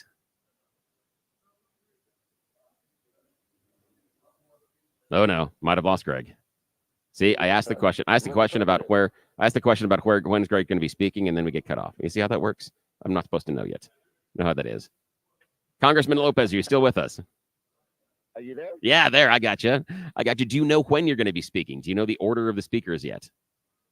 Not yet. What I was told is that I would either speak before or after Congresswoman Lauren Boebert. So They're going to put us, from what I'm told, they're going to put us next to each other. So that is so I'll smart. find out the order when I get there. That is fantastic. Everybody's excited. Oh, everybody is so excited. Yeah, I can't wait for you to come down here. Please find Jeff and I and say hello. Now, Congressman Lopez, what I want to know from you is, we know that Donald J. Trump is going to be hammering on immigration, but what other messages do you feel he should be sharing with Colorado voters today? You know what? I think he should be sharing, the failure border, but the failure of FEMA and how crap, his connection sucks. These disaster times, and more importantly, how FEMA has redirected funds away from recoveries of disasters to the illegal immigration issue, which is millions of dollars, and that should. And this is just another example on how Kamala knucklehead administration is looking to make our nation a third world country. Now, Congressman Lopez, appreciate you joining us here on the Jeff and Bill Show live as we're getting ready for Donald J. Trump to speak here at the Gaylord of the Rockies. We are broadcasting live. I want to know from you, you now have gone into the swamp. You are now a sitting congressman. What has been the thing that has most surprised you so far with dealing with those intractable Democrats? What's been the thing that you're like, the hell's wrong with you people? I think the most surprising thing is that they're lemmings. I mean, they just follow their leadership. They don't question. They don't have debates. And it's interesting because, when I'm sitting in committees and I'm looking at some of the markups that we're doing, most of their remarks have nothing to do with what we're doing. They take it as an opportunity to grandstand. They take it as an opportunity to speak about things that are irrelevant to what it is that we have in front of us. I find that the most surprising is that they're not able just to focus and have a good debate and a discussion about the issues. So you're telling us, Congressman Lopez, that the Democrats you are finding in Washington are strikingly similar to the Democrats that we have here in Colorado, where it's all about grandstanding, it's all about your feelings and not necessarily about pushing policies forward that are going to make the lives easier for the average Coloradan. We, of course, know how the Democrats were dragging their feet on the property tax changes. We were all getting hit with property tax. Democrats are like, nothing to see here. We see no evil. And it took a push from Republicans, including a possible ballot initiative, to bring the Dems back to the table. If it wasn't for that, Jared Polis never would have called a special session. So it's good to hear, Congressman, that you're finding just the same intractability there in Washington, D.C. Now, as we're wrapping up, what has been the biggest surprise with working with your Republican cohorts? What has been the thing that you have found the most enjoyment working with your fellow Republicans on the Hill so far? I tell you, you know what? We have great discussions. We're strategizing. I've been identifying and building some great relationships with Congress members across the nation. They're very receptive, and we're looking to push the agenda in the right manner to save America and to bring some quality of life back into every home across the United States. And so, there's more to come as it pertains to the budget, as it comes to the national debt. We're going to work very hard to start eliminating that. And that's what I find very interesting, is that we have the energy, we have the desire, and we're going to get it done. Oh, I appreciate you, Congressman. Now say hi if you're running to Jeff and I as you're wandering around, and also can't wait to see you on stage today. And I'm still rocking my Lopez for Congress pin. That is still one of my most valuable things I've got, my friend. Thank you so much, Congressman. Have a great day, and we'll see you later, man. Take care. Oh, that was fantastic. Talking to Congressman Greg Lopez, joining the Jeff and Bill Show live. Jeff is outside wandering around of the people standing in line, getting ready to see Donald J. Trump. Some of them showing up here, as Valdemar Archuleta said, 2 a.m. What are you showing up for 2 a.m. for? What would you get in line for? That's when Val showed up. Call us, 696-303-696-1971. Let us know if you're in line, if you're coming out here. We would love to hear from you. We'll check in with Jeff outside of the crowd here in just a bit. We appreciate your time this morning, broadcasting live from the Gaylord of the Rockies. This is the Jeff and Bill Show on Denver's Talk Leader, News Talk 710, KNUS. RockyMountainBargains.com, where you'll always pay half price. Why pay retail when you can get what you want at 50% off? Just go to RockyMountainBargains.com and save. Here's this week's featured item.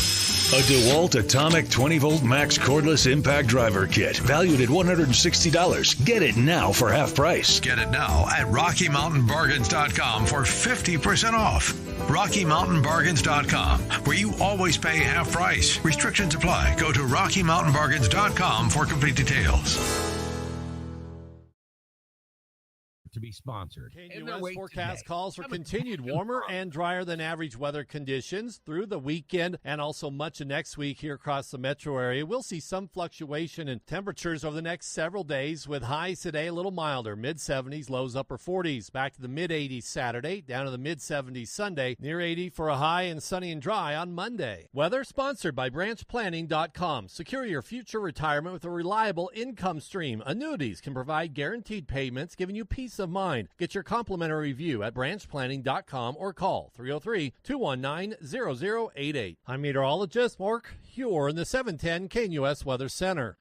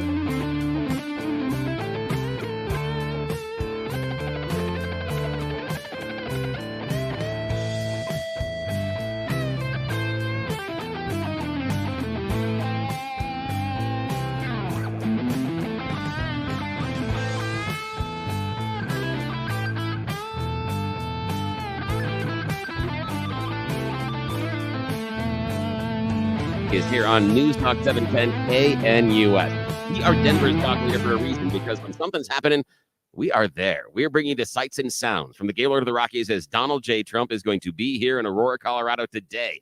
We're going to journey with you through the entire day, bringing you the sights and the sounds, talking to you about the speakers, talking to you about the message, and giving you the reaction, also giving you a voice. My partner in crime, Jeff Hunt, out with the people. He is sitting outside, and he's going to be talking to people out there, but we're going to get into your news and weather in a second. Understand it's going to be 75 degrees as you are planning for your day today.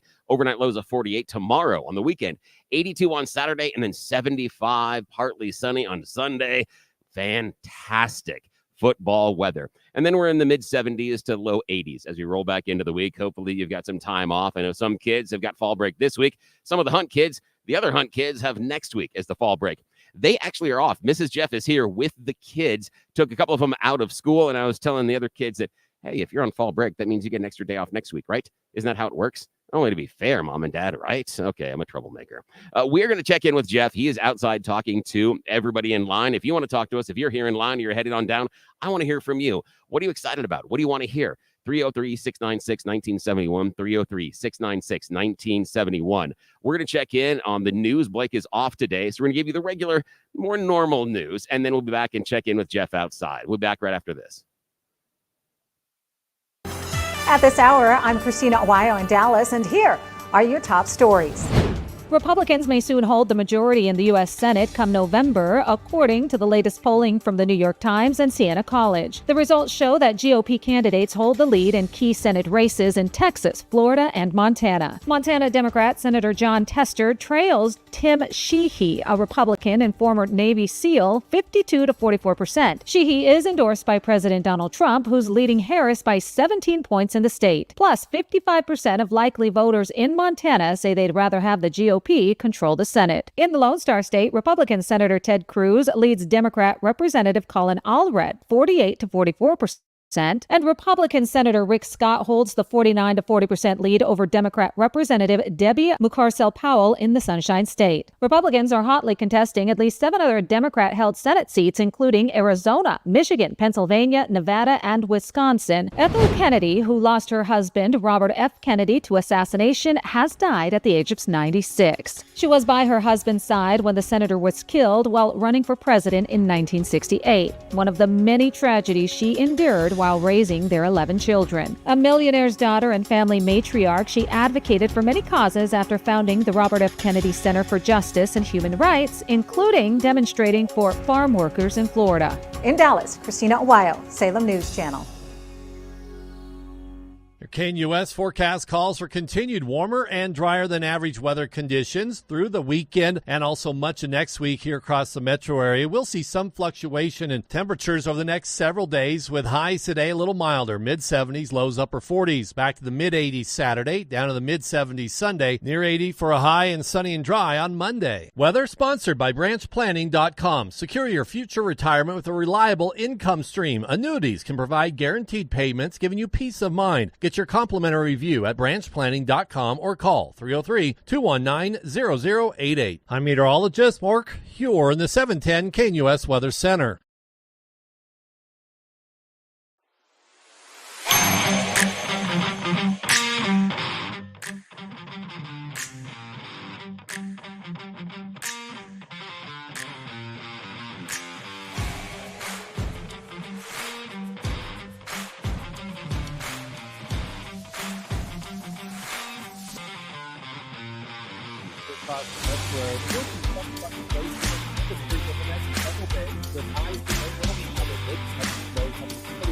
Third, second, so.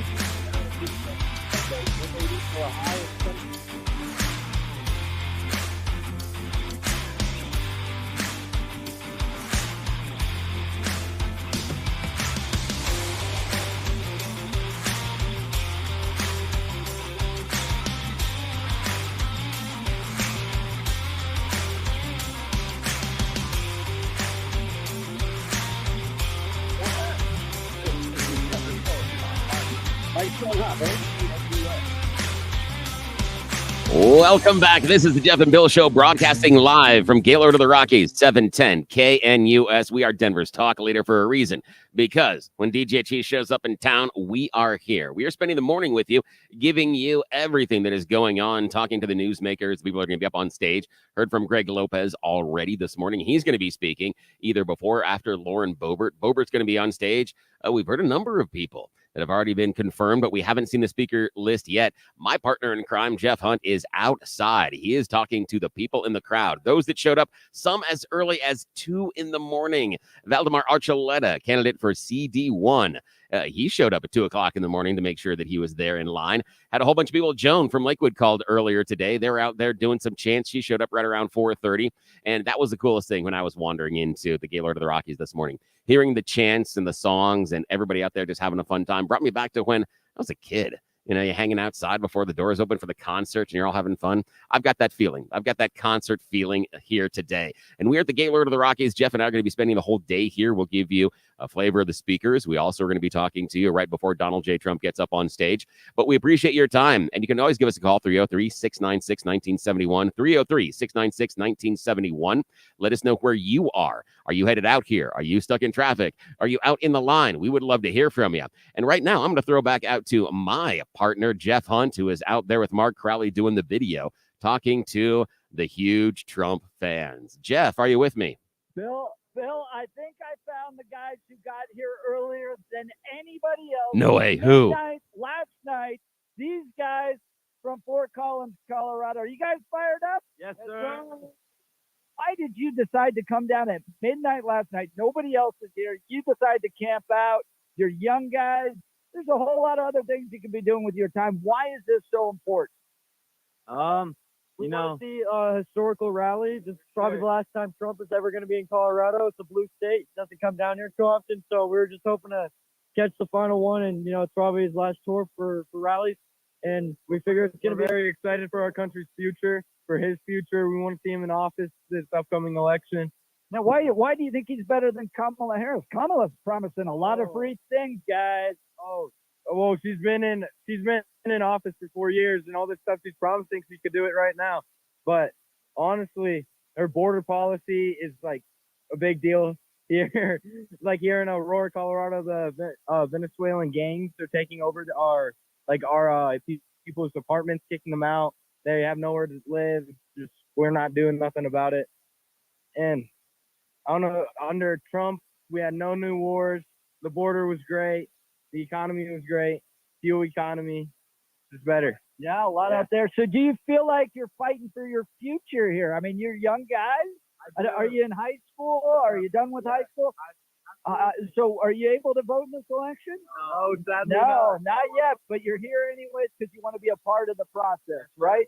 So, I mean, why do you feel like Donald Trump provides a better future than what the Democrats are proposing? Well, he's just such a great guy. Got all these good policies. And I mean, Kamala's in office right now. She's making all these promises, but she can do it right now, but she's not getting the job done. And it's simple to just look at the numbers. Last year, rent was around, $1,300. It's up to like close to $2,500. You look at airfare. Airfare is close to double. You look at gas. It's up to, some states $5 just for a gallon of diesel. It's just ridiculous prices. You can't afford groceries. The middle class is going extinct. It's either you're poor or you're rich. There's no in between anymore. And Trump is going to bring it back, and we're going to have a middle class again. All right. So what did you guys do at midnight last night? Did you camp out here? Did you play games? What kept you busy? Camped out in the truck. Yeah, camped out in the truck. Bunch of good old boys in their pickup truck. Camping out. Yes, sir. We're excited. It's a great rally. We're excited. Yep. Sure. It's going to be Well, great. guys, thanks so much for being out here. Thanks for spending some time with you. Billy, we're going to go over here to Brandy Bradley real quick. Oh, wonderful. And I love the fact that the college kids are sleeping in the truck. Yeah, I've been there, done that. Done that. That's right. Yes. That's right. All right. So State Representative Brandy Bradley taking it to the radical left, not only down at the state capitol, but in her own kids' classroom. If you remember, it was the gender fluid Da Vinci issue that Brandy Bradley shot to national prominence with, fighting her teacher on that. Brandy, what brings you out today? I mean, I don't know. Is somebody special here today? I mean, my hero is here today, Jeff. The one person that is going to save America, get crime back down, get our public safety back, and close our border. And so, yes, when I found out Trump was coming, which I knew he was going to come, no matter what Kyle Clark and everyone else in our lane media talked about, we knew he was going to come and come to Aurora, and we knew he was going to come to the people of Colorado. And look at this audience of people waiting in line to see this man. Well, now, Brandy, you represent a suburban district, and really the base of the Democrat Party has become suburban women. What is your message as a conservative suburban woman to other suburban women that seem to be kind of leaning towards the gal pal Kamala Harris? They brought out Oprah, they brought out Julia Roberts. It's not working on you. What do you say to those women out there that are supporting Kamala? I mean, do they even know how to define what a woman is? I mean, now that Kamala's running, now they know what a woman is all of a sudden. I mean, do you want somebody that's going to protect women in sports? Do you want somebody that's going to protect women in locker rooms in our safe spaces? Now all of a sudden they know what a woman is. It's amazing to me, right? I mean, this is about protecting women. There's 50% of my constituent base that are women. Let's protect women. We have rights. We have fought very hard for those rights, and Trump will do that. Let's talk about safety issues. What do you see in your district? What are your constituents talking to you about with regards to safety? It was Danielle Jurinsky, John Fabricatori, and others that were pointing to the apartment problems, the Venezuelan gangs kind of extorting people in these apartment complexes. What are you hearing from your constituents regarding safety issues in a state that is a sanctuary state? Well, we just saw a car theft ring in Douglas County where Venezuelans were responsible for that. They arrested 7 of those people. So we're seeing it. It's not just because we're not a sanctuary city in Douglas County that's not happening. My car was stolen out of my driveway 4 years ago. Crime trickles down. It's not just Denver. It's not like the people are saying the theft is staying out of Douglas County. We're seeing it happen. It's going to continue to trickle into non-sanctuary cities like mine. And so if we don't get tough on crime, it's going to continue to happen. And I'm thankful that my good friend Daniel Drinsky has cast a light on this problem that we're having in the state of Colorado. So, all right. Well, Representative Brandy Bradley, thanks so much for taking time. Thanks for what you do. She really, Billy, she takes it to the left down at the Colorado State Capitol better than anybody else. So we'll continue to work the crowd. We've got a lot of VIPs here and great old country boys sleeping in their pickup trucks. It's a ton of fun out here, but I'll send it back to you now, Bill. Oh, thank you, Jeff. Yeah, I loved hearing the college kids coming down, of course, sleeping in the truck. That brings back some memories and makes my back hurt a little bit. Yeah. Also, them talking about it being the final tour for Donald J. Trump. And again, that's what it feels like. It feels like a concert tour outside. It feels like that energy you have when everybody's lining up and getting ready to see the band that you paid all the money for, the band that you're so devoted to. And that's what it is like out there today. Got the same type of energy. Joan from Lakewood called us earlier. They were out there doing chants as early as 4:30 in the morning.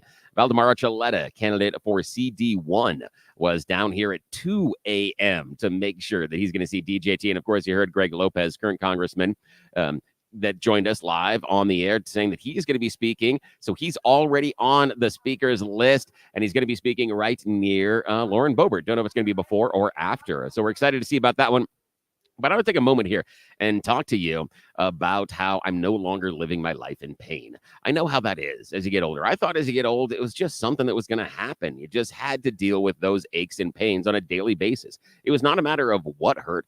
It was a matter of how bad it was going to hurt that day. That's what was going to happen. But then I found my friends at Balance Wellspace. I want you to go talk to my friends. Balance Wellspace, balancewellspace.com. Go talk to Dr. Julie, Dr. Jess, because what they're going to do is they'll give you a evaluation. They'll evaluate your pain level, what you're doing, what you're not able to do, and then they'll do some tests. They'll do the poking, the prodding, take the pictures and the x-rays and stuff, and then they'll put together a custom pain plan just for you. And they'll target the things that are hurting you. Right now, I've got a bum shoulder, something that I broke more than 25 years ago. I've got two vertebrae in my lower back that are fusing together, and my left knee, the meniscus is torn. As we're talking right now, I am regenerating part of that disc in my lower back, and I'm regenerating the meniscus in my left knee. My left knee that used to be my weak knee is now my strong knee. That's the knee that I'm leaning on the most, the knee when I'm doing bar trivia that I find myself. I never would have done that a number of years ago. But because of Balance Wellspace, just in a few months, they've made a remarkable difference in my life, and they can make that difference in yours. But they can't do it until you give them a call.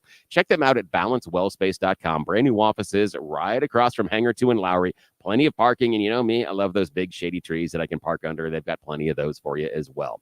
Call them, make an appointment, have them take a look at you, talk to them about how they can make your life better. You don't have to live in that pain. I'm not doing it anymore, and you don't either. But you can't start until you talk to Balance Wellspace. Check them out, balancewellspace.com, balancewellspace.com. I want them to make the same difference in your life they've made in mine. And do us a favor. Tell them you heard about him here on the Jeff and Bill Show. You know, we're going to check in with Jeff outside here in just a few minutes. And if you want to give us a call, if you're here at the Gaylord of the Rockies, 303-696-1971, 303-696-1971. When did you start driving in here? Are you stuck in traffic? Are you out in line? Who's around you? The other thing that I want to know is, who traveled the furthest distance to get here today? I'm hoping we can find that out as well with you. You are listening to the Jeff and Bill Show. We are broadcasting live from Gaylord of the Rockies. This is Denver's talk leader, News Talk 710 KNUS. Cool. You're clear for 4.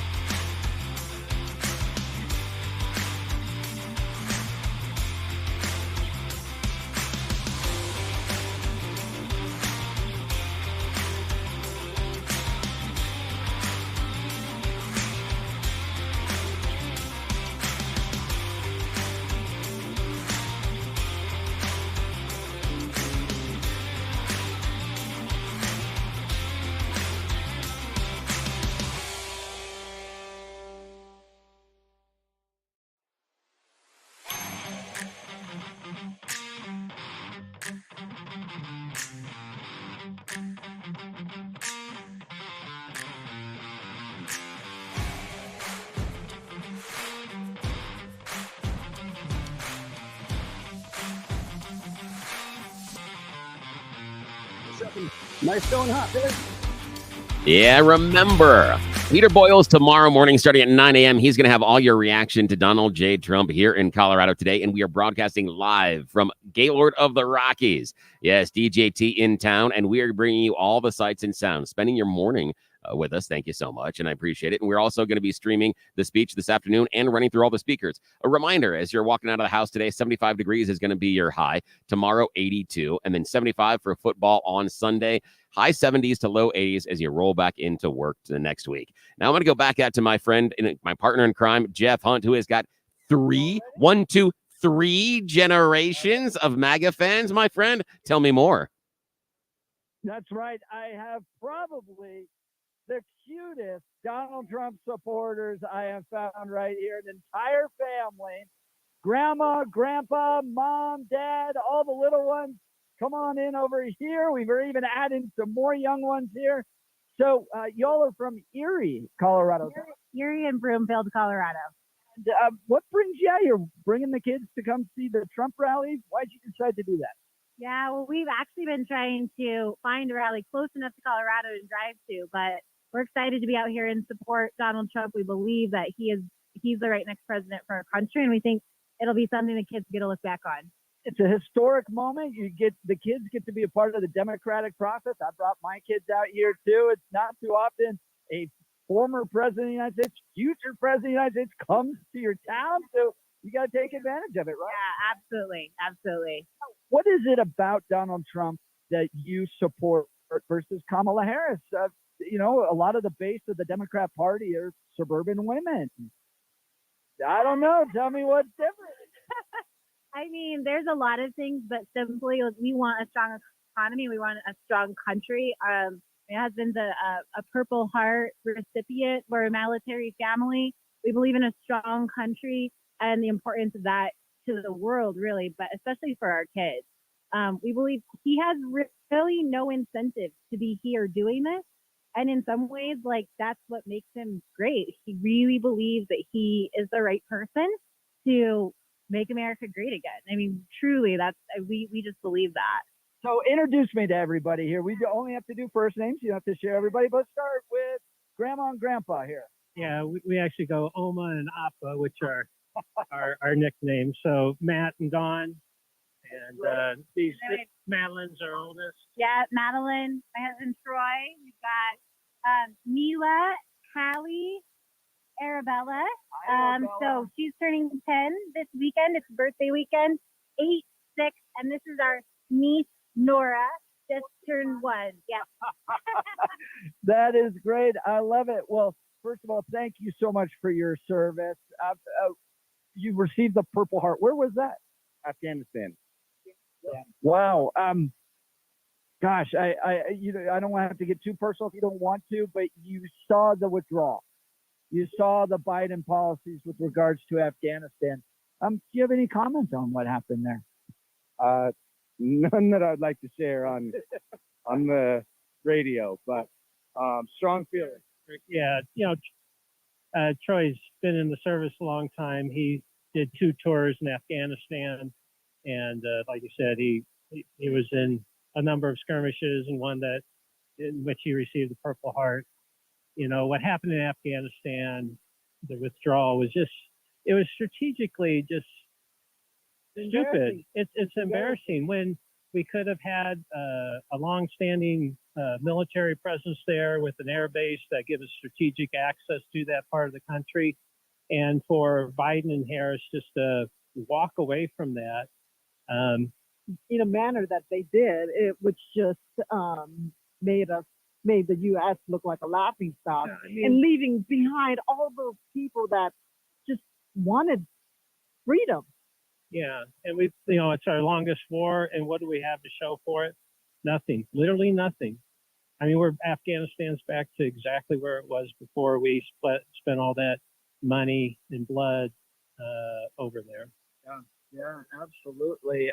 And frustrating, right? I think that's when you've watched family members serve away from their kids, the sacrifices that were made, and it probably, from my estimation, probably could have been held with about 2,000 troops. Yeah, it wasn't a major investment compared to what we had already invested in there. I mean, you look at what we did to Europe post World War II. We invested and put lots of people there. Not to say we should stay there forever, but to have put all this money and treasure and lives into that and walk away with literally nothing except embarrassment and looking weak on the world stage. Just pathetic. Well, I want to talk to you a little bit about family and who do you think is going to provide the best policies for your family moving forward?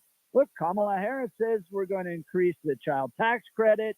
We're going to provide $25,000 for people to buy homes. You get a home. You get a home. Everybody gets a home. But this is absolutely right. It's just doing that to get voted in. And you know what? We're not stupid. American people are not stupid. Suburban, moms and dads and grandmas and grandpas, we're not stupid. We know that she's in it for just herself. Now, why do you think Donald Trump's going to be better for your grandchildren? I mean, that's what it seems like you're motivated by that, right? You have your family out here, beautiful grandchildren.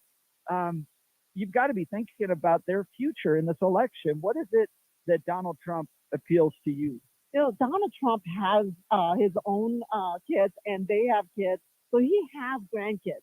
So he knows he has a stake in it, being able to say that he wants to have a better future for his grandkids.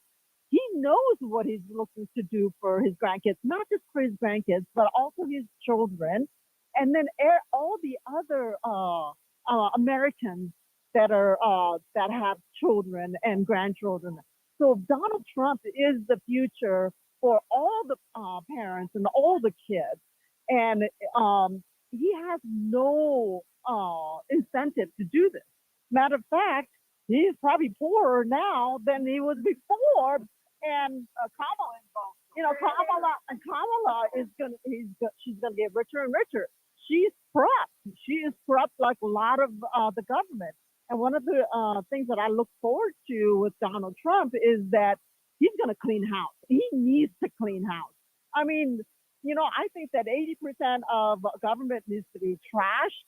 And I think the national debt will go down if we just, cut 80% of the government staff. You and Elon Musk, right? You're going to help Elon Musk clear it out and clean house. Well, thank you all so much. It's an absolutely wonderful family. Thank you for your patriotism. Thank you for your service.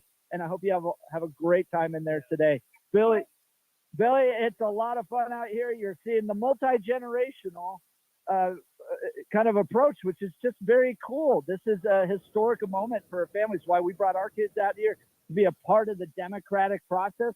I'd say the same thing if Kamala Harris was here, to see the process live, not just on television, but to be a part of it, to watch the speeches, to meet people.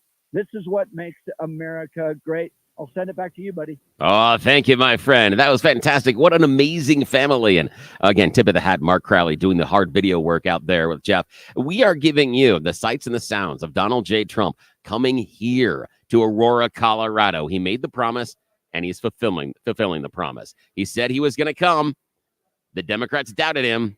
Yeah, he's doing it. He's going to show up, and we are broadcasting live here from Gaylord of the Rockies. Yes, we're spending the entire morning with you, and then Jeff and I are hanging out the rest of the day. We're going to bring you all the involvement of the speakers, who's speaking where, why. Question I've got, who's going to be the hype man? Who is the person that is going to get on stage right before Donald J. Trump in order to hype up the crowd? That's a very important role, something I might not be that good in because I can't shut my damn mouth. I talk too much. I'd go on too long. You can't be running 15-20 on that. It's a 5-10 tight that you got to be doing to get Donald on the stage.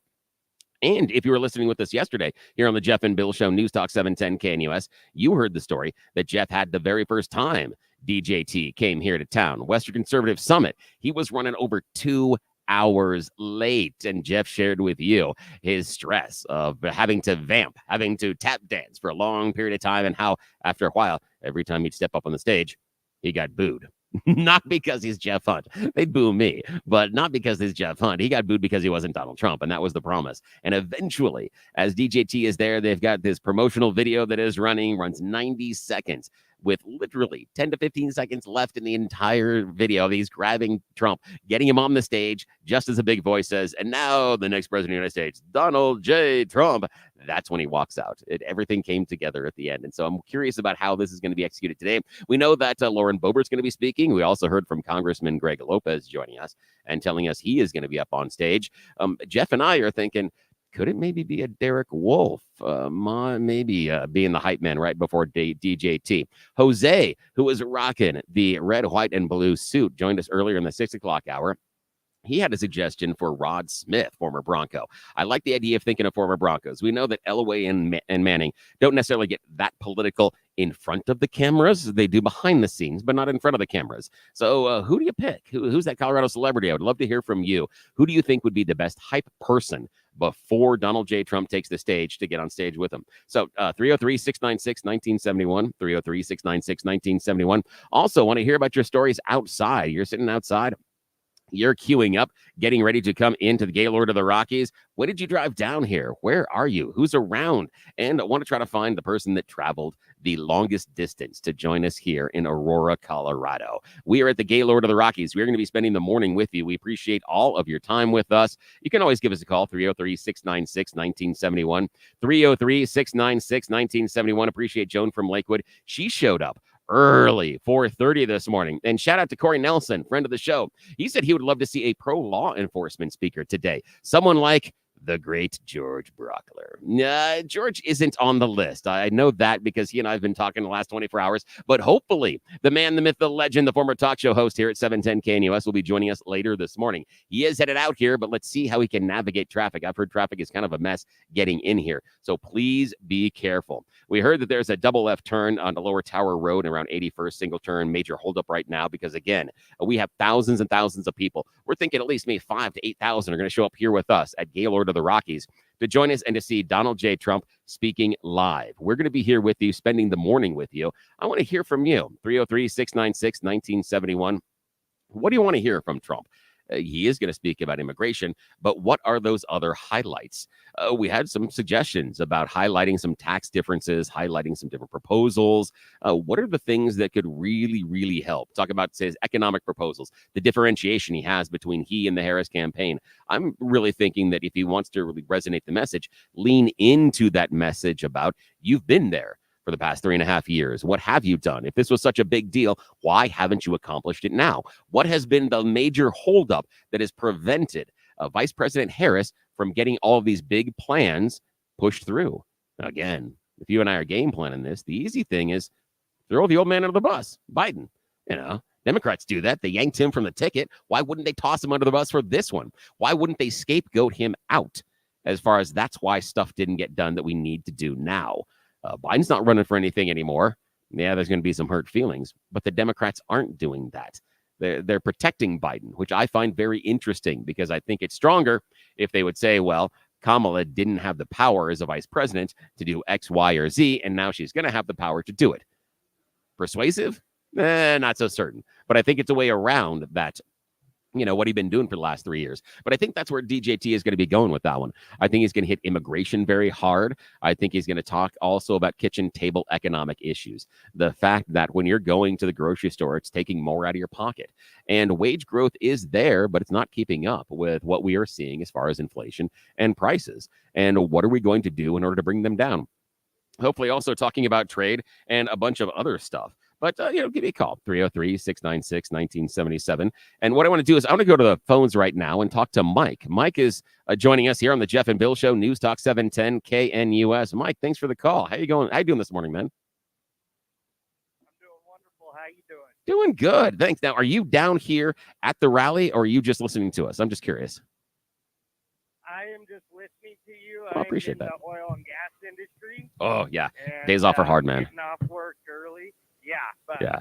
I got the day off early, so I'm heading back to Denver area right now to meet my wife and come down there. Oh, excellent, man. Again, tip of the hat, oil and gas. You guys really do bring it. I mean, what I'm doing here, this ain't a real job, man. You are the guys that make this this country run. You're the people that are doing the hard work, getting the hands dirty and taking risks and doing stuff that makes sure that all of us can enjoy the fruits of your labor, because without the oil and gas, come on, we can't go anywhere. And this whole idea of changing all over to EVs, everything else, there are advantages to EVs, but we're not getting rid of oil and gas. It is too valuable. It is absolutely fantastic, and I appreciate you putting in the hard work to make sure that we have it. Now, my friend, you said you had a question about the rally. What do you want to talk about?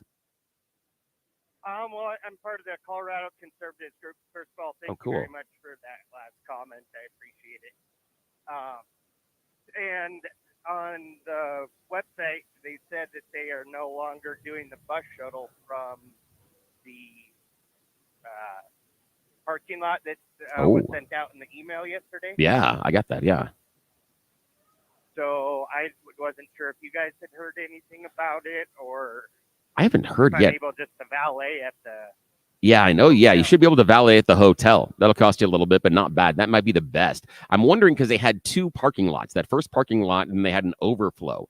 That was at parking lot B, and I wonder if parking lot A. I don't know if they're numbered that way. That was just how they were on the email. I wonder if that other one is full. I'm trapped inside right now near the Starbucks, near where Donald Trump is going to be speaking. So I don't know. I will try to check that out for you. Now, Mike, I do want to ask you, on the speaker list. Now, if you had to wave your magic wand and you could pick the person that speaks right before Donald Trump, the person that has to set the stage, the person that has to get the crowd excited, who is that hype person? And again, pick anybody that you want. Who, if you got the magic wand from the Jeff and Bill show, who is the person that takes the stage right before Donald Trump? Abigail, his attorney. Oh, that's interesting. That too, I'm really hoping for. I've watched her at some of his previous rallies, and she is amazing. I watched during his court appearances in New York. She'd do her press conferences each day at the end of court, and she's all that and more, I think. Oh, that's fantastic. But if you wanted somebody local, I would say our founder, Chris Wright of Liberty Energy, where that's who I work for. Yeah. And he's an amazing guy, and Liberty's a huge oil and gas company. We do fracking up here, and he started with one crew, and he's up to 38 crews across the United States and Canada now. Wow. So, hey, that's fantastic. He's a very smart individual. If you ever want someone to talk on the air with about oil and gas, I would highly recommend him. Hey, Mike, do me a favor. What I'm going to do is I'm going to ask Gmo back there at the station to just put you on hold and give him your contact info, and we will reach out because I would love to find out from a guy that is in the oil and gas industry and how it's growing in Colorado. I would really appreciate that. Can you do that for me, man? Of course. Thank you, Mike. Make it in there. I'll come say hi to you at the site. Hey, please do. Please do. We'll be wandering around. It's good to hear from you, Mike. Thank you so much for the call. And yeah, Gmo, if you can grab his contact info, we will get in touch with him probably early next week, like Monday or Tuesday. And then I'm going to make things a little bit difficult on Geronimo right now as well. I would love to toss back to Jeff Hunt outside because I understand that he is standing there with the Colorado GOP party chairman. Dave Williams is joining us, hanging out with Jeff Hunt outside the rally. We are at the Gaylord of the Rockies. Donald J. Trump speaking later today. We are spending the morning with you, giving you the sights and sounds, and then we will talk you through all the speakers today, culminating with the former president on stage. He said he was coming to Aurora, and he's fulfilling his promise. That happens today, October 11th, here on the Jeff and Bill Show, News Talk 710 KNUS. Jeff, are you with me, my friend? I am. You're exactly right, Bill. This guy said DJT will be coming to Colorado, and today Donald J. Trump is coming to Colorado. I'm with Dave Williams, chairman of the Colorado Republican Party. Dave, dude, give us a sense of your excitement. I mean, this is one of the most exciting things that we could have hoped for this election cycle, especially 3 or 4 weeks out from the election.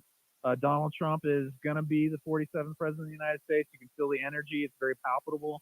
We have a lot of great patriots here who want to change the state, want to change this country. And the first step is getting that ballot and voting for him next week. We talked to some guys that came and slept in their truck last night. They're not even old enough to vote yet. They're just high school dudes excited and pumped up to see DJT. He has that type of gravitational pull in the state right now.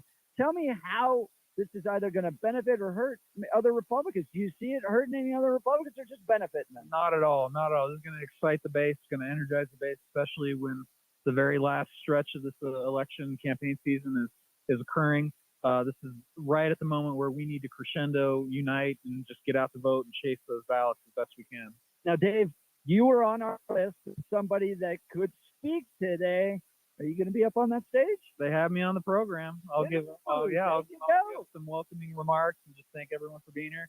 But again, today's not about me or anyone else. It's about Donald Trump and the movement and making sure that we take America back for the Patriots and the Constitution. Now, you look out on this crowd. It is huge. It's jam-packed. People are having a lot of fun. They're in good spirits.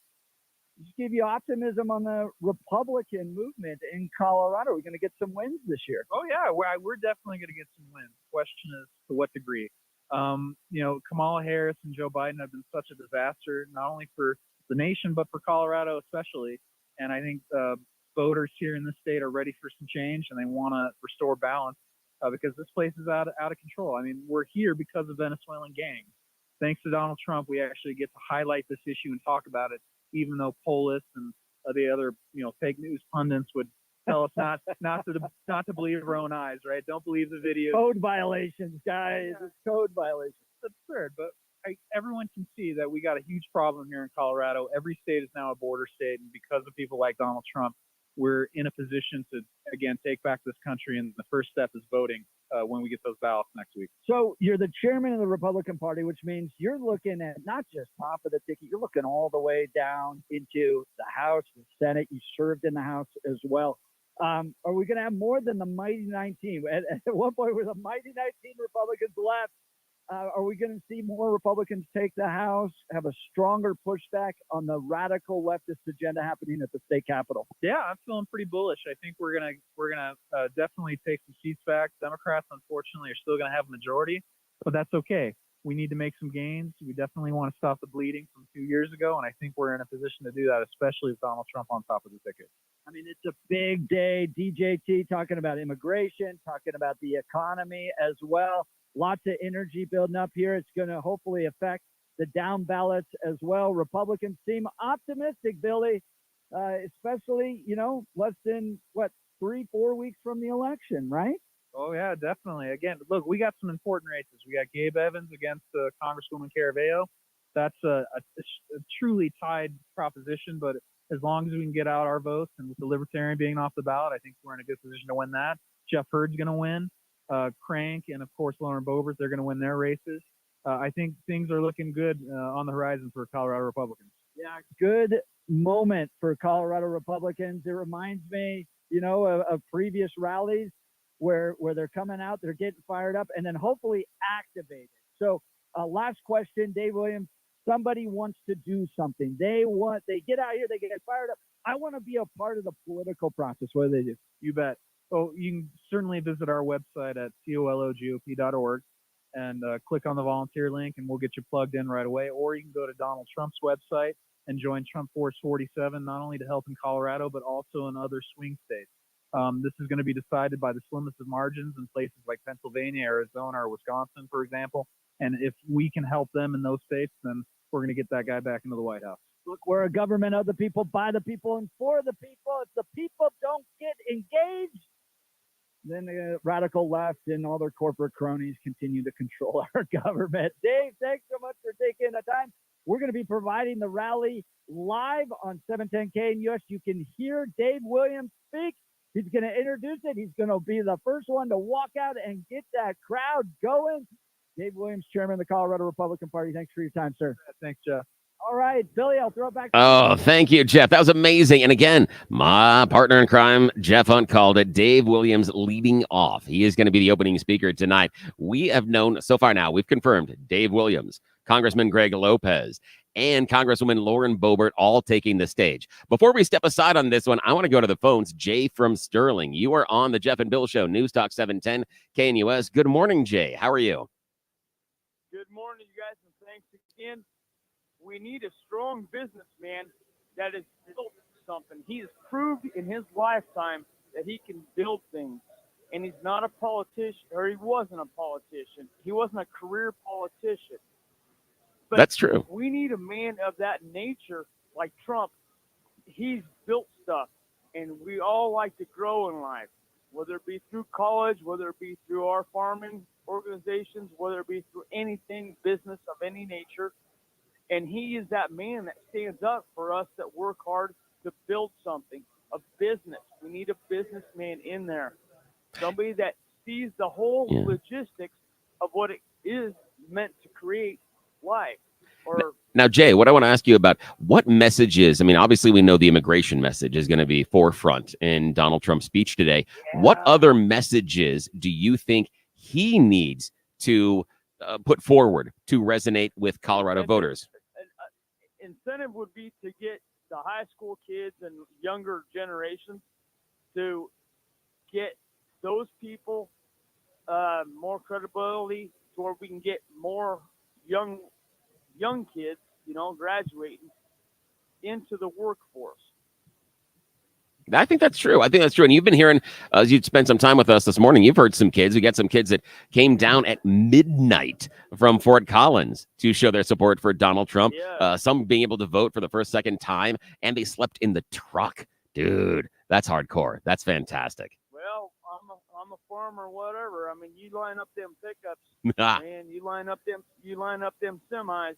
Man, it takes all of us, and us in the combine and this and that. I mean, it takes all of us to make things work to get the produce to the stores. I mean, eggs don't just grow there. Corn doesn't just get in a can from someplace. Some people think that way, but no, it takes us managing our farms in order to get that product to the producer to put it in the can. Oh, it absolutely does, man. We appreciate your hard work out there on the fields of Colorado, and I appreciate you. Thank you so much for the call, Jay. Look forward to chatting with you next week. Would love to hear from you next week, talking about what you heard from Donald J. Trump today and whether it resonated with you. Did you like what you hear? And again, you could also join Peter Boyles tomorrow morning, 9 to 1. He's going to be your first place to react to what went on today. He's going to be live and local with you tomorrow morning, 9 to 1 here on 710 KNUS. Call him, tell him what you liked, and maybe if you did not like something about the speech that you hear from Donald J. Trump. But we are bringing you the speech live this afternoon. We're going to be spending the rest of the morning with you, and then we'll give you some flavor throughout the day of the speakers. We already know 3 of the speakers that have been confirmed. Looks like Dave Williams, Colorado GOP party chair, opening up the festivities. And then after that, at some point, we know Greg Lopez, current congressman, followed by Congresswoman Lauren Boebert. Those are the 3 we know of so far. We're trying to assemble the pieces. And I want to hear from you. 303-696-1971. 303-696-1971. Are you out here with us at Gaylord of the Rockies? Are you in the line outside? Want to hear? And also, if you're not able to join us, give me a call and tell me what you want to hear. What advice would you give to Donald Trump today to persuade Colorado voters? No, Colorado's not going to go for Donald Trump. We can be open about that, but there are roads that can be gained. You heard from Dave Williams just a moment ago talking about some very significant seats that can be picked up, and Donald Trump can help make that happen. So what advice would you give him to make sure that Colorado gets some momentum behind the GOP? Give me a call, 303-696-1971. We'll be back right after this. You are listening to Jeff and Bill live at the Gaylord of the Rockies before Donald J. Trump speaks today. This is Denver's talk leader, News Talk 710 KNUS. At this hour, I'm Christina Awayo in Dallas, and here are your top stories.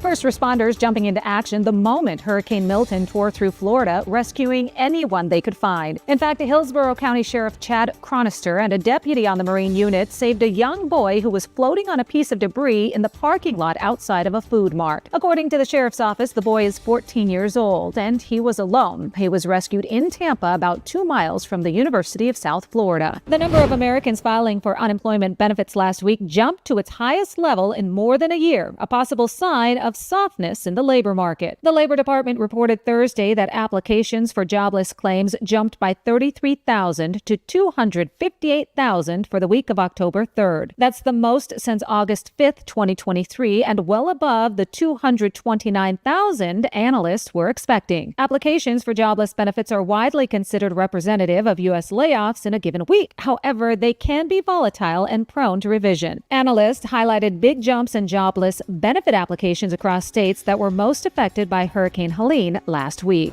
President Donald Trump made a stop in Detroit, Michigan during his 4-state campaign blitz that wraps on Sunday. While there, he highlighted how badly the politicians in the state have treated the people who live there. But we're not going to allow this horror to continue. That's what you need to know at this hour. In Dallas, Christina Aguayo, Salem News Channel. RockyMountainBargains.com, where you'll always pay half price. Why pay retail when you can get what you want at 50% off? Just go to RockyMountainBargains.com and save. Here's this week's featured item. A DeWalt Atomic 20-volt max cordless impact driver kit, valued at $160. Get it now for half price. Get it now at RockyMountainBargains.com for 50% off. RockyMountainBargains.com, where you always pay half price. Restrictions apply. Go to RockyMountainBargains.com for complete details.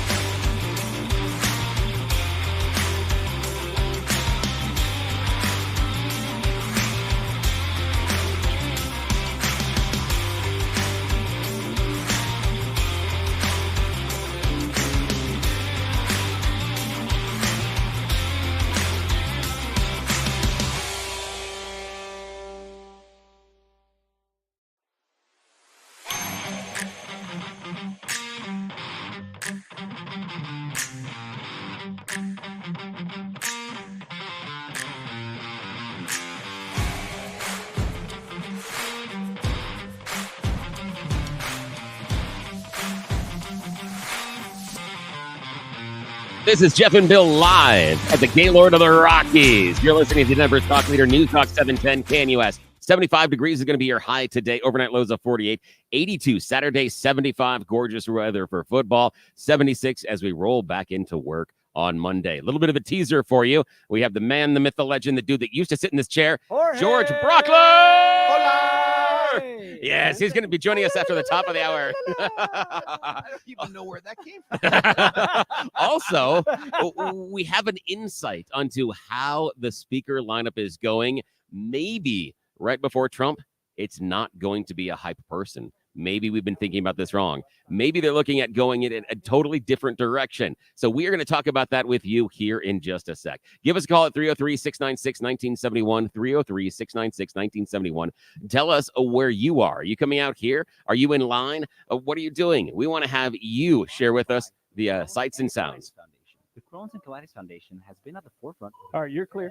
Okay, sorry about that. I didn't hear the music. KNUS forecast calls for continued warmer and drier than average weather conditions through the weekend and also much of next week here across the metro area. We'll see some fluctuation in temperatures over the next several days with highs today a little milder, mid-70s, lows upper 40s. Back to the mid-80s Saturday, down to the mid-70s Sunday, near 80 for a high and sunny and dry on Monday. Weather sponsored by branchplanning.com. Secure your future retirement with a reliable income stream. Annuities can provide guaranteed payments, giving you peace of mind. Get your complimentary review at branchplanning.com or call 303-219-0088. I'm meteorologist Mark Huer in the 710 KNUS Weather Center.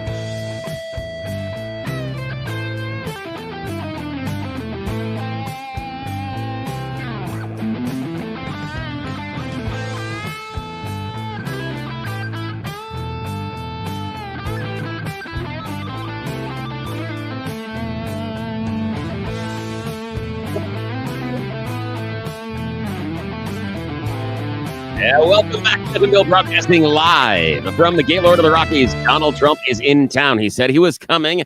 Dave Williams said he was coming, and Dave Williams was right. Yes, DJT coming to Aurora, Colorado later today. We are broadcasting live from Gaylord of the Rockies, talking to everybody already in line. Jeff Hunt is back inside with me right now.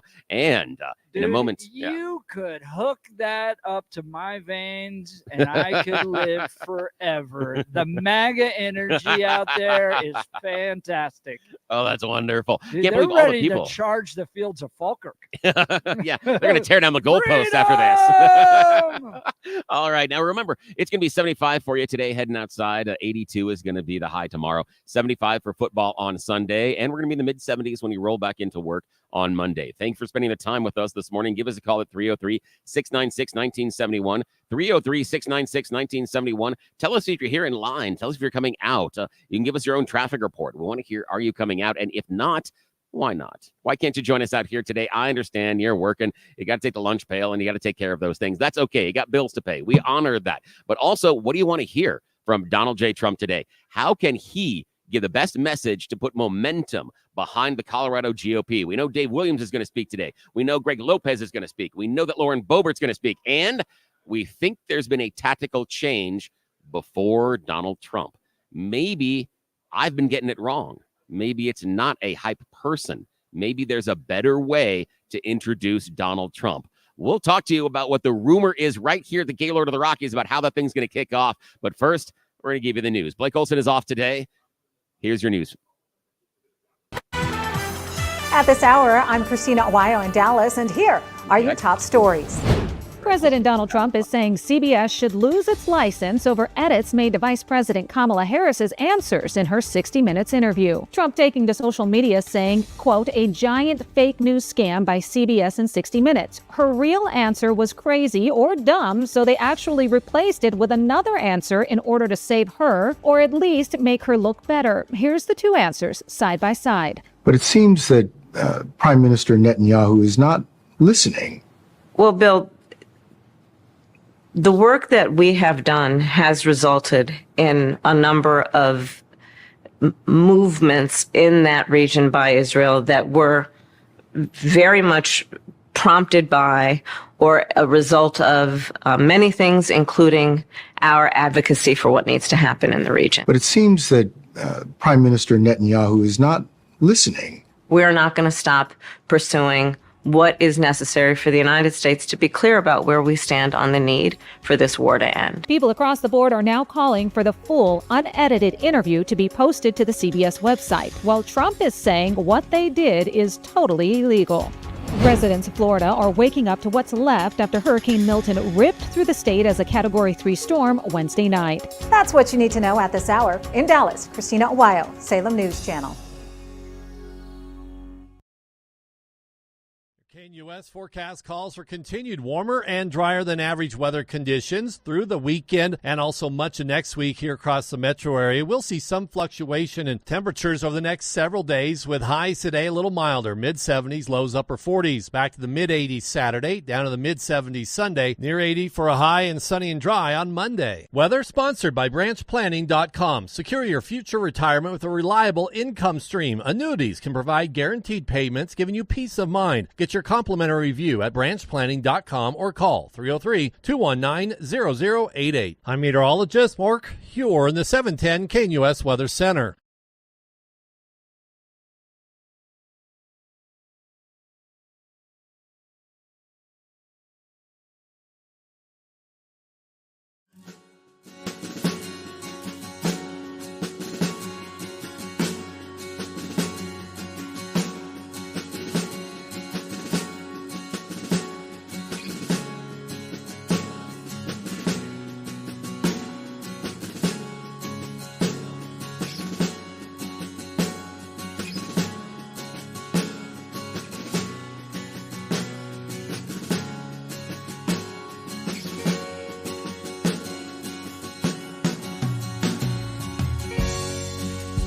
Jeff and Bill. Yes, probably the most dangerous radio show in Denver right now because, we have the stones to show up when Donald J. Trump is coming to town. He said he was going to, promise fulfilled. We are here with you live, giving you the sights and sounds.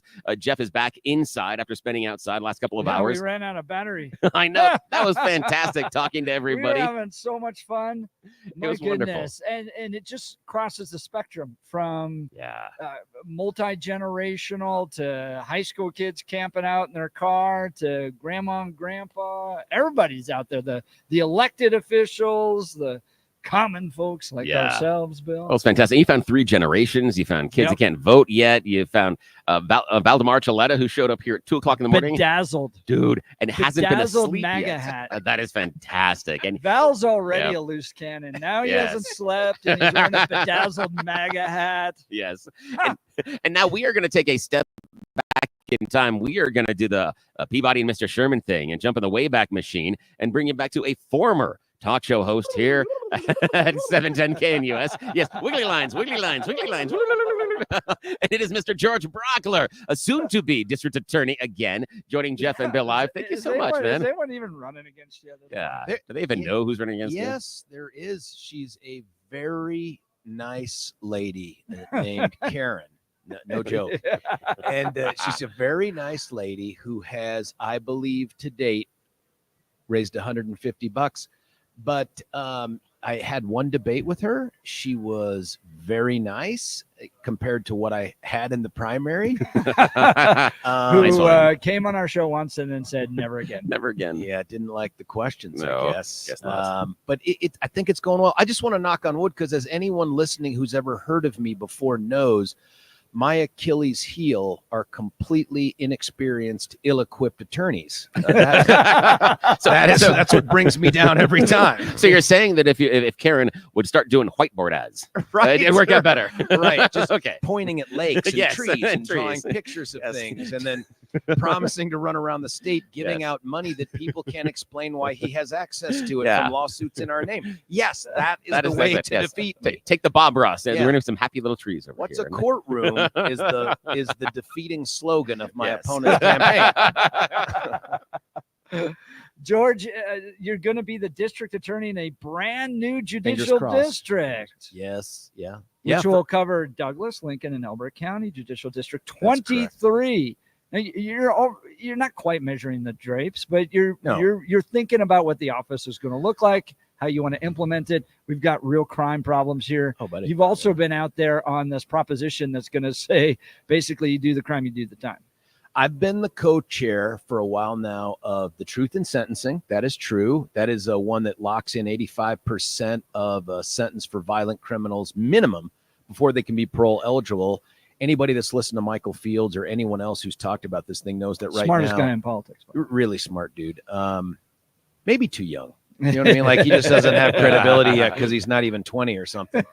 But nonetheless, right now, violent criminals spend about 46% of their time in prison before they become parole eligible because we have such a broken system. So unless you're Tina Peters, you will spend forever in the clink. The 9 years one is interesting to me only relative to what Denver has been doing. That was what I said too. That's true. I was like, you can be a news company that literally hires someone to shoot somebody and get off. But or how about just the same week it happens, the Denver DA's office reveals that 17-year-old girl, so less than a year away from, and frankly, right now can vote for Kamala Harris, she shoots into a crowd of people. 5 different people she shoots with a gun, attempted murder because she's denied access to a bar she's not age appropriate for.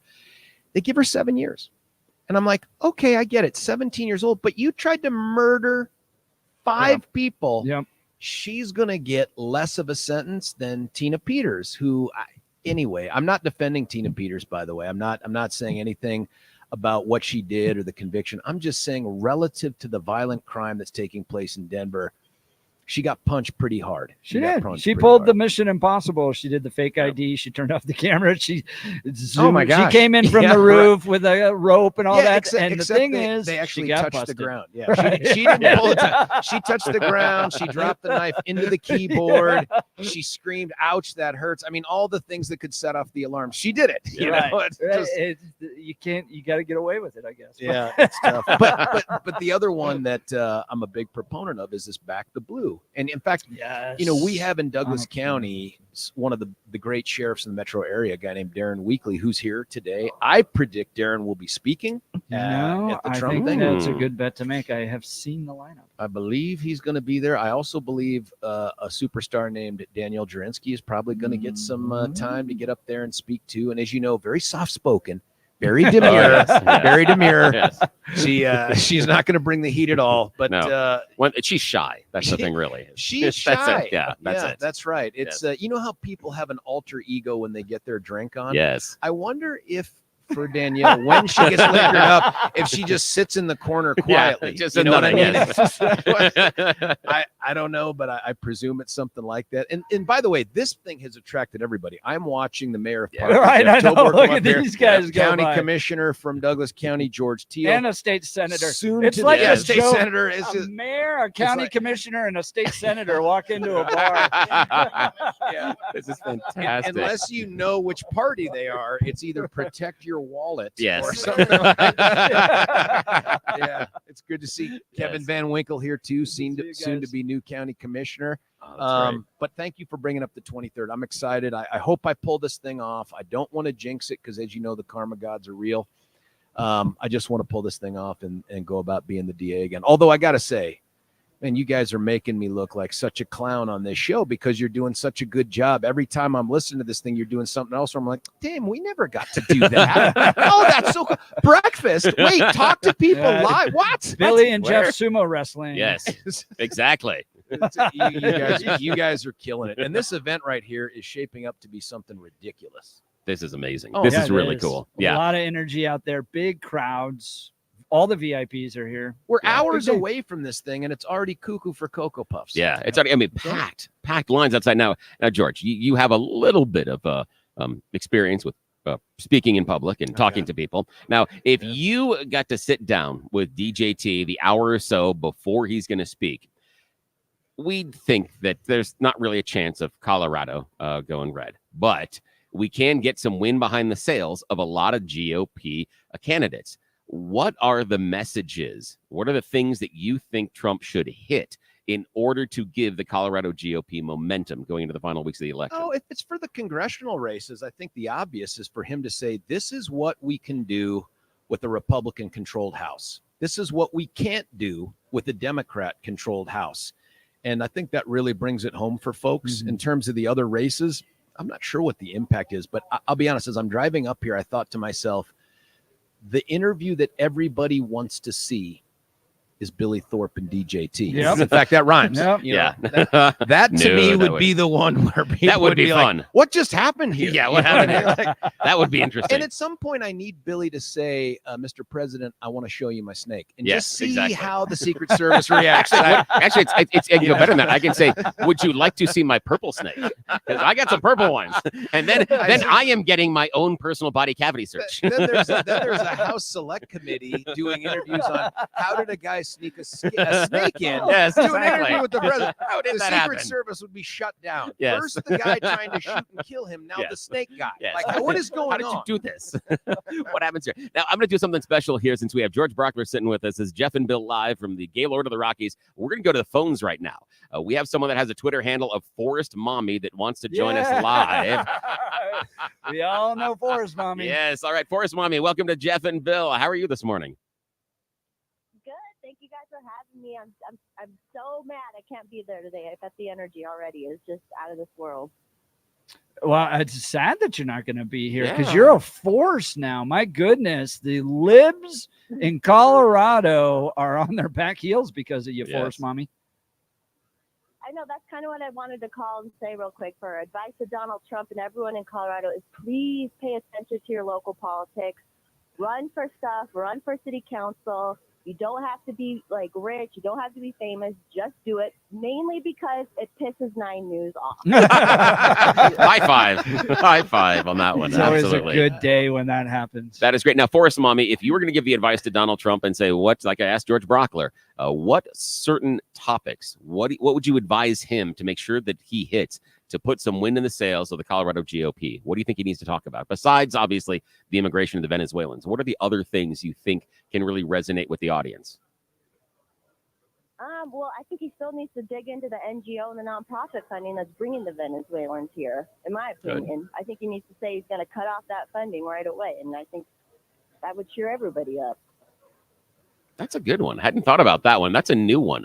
I like that, to talk about not only do we need to reform what's going on with immigration, but here are the people that are making it so bad in the first place. I like that. That is actually a great point that we haven't had the media explore, and that is the groups that brought them here paid for 6 months of housing, and they were like, peace out. Right. Whatever, Well, however you say that in Spanish. Yeah, exactly. You say peace out.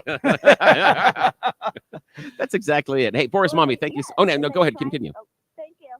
Oh, I was just going to say they tried to make the slumlords look bad, but the nonprofits were putting them in the slums, supposedly. That's a good one, Forrest Mommy. Chris, Hey, appreciate you. Have a great day.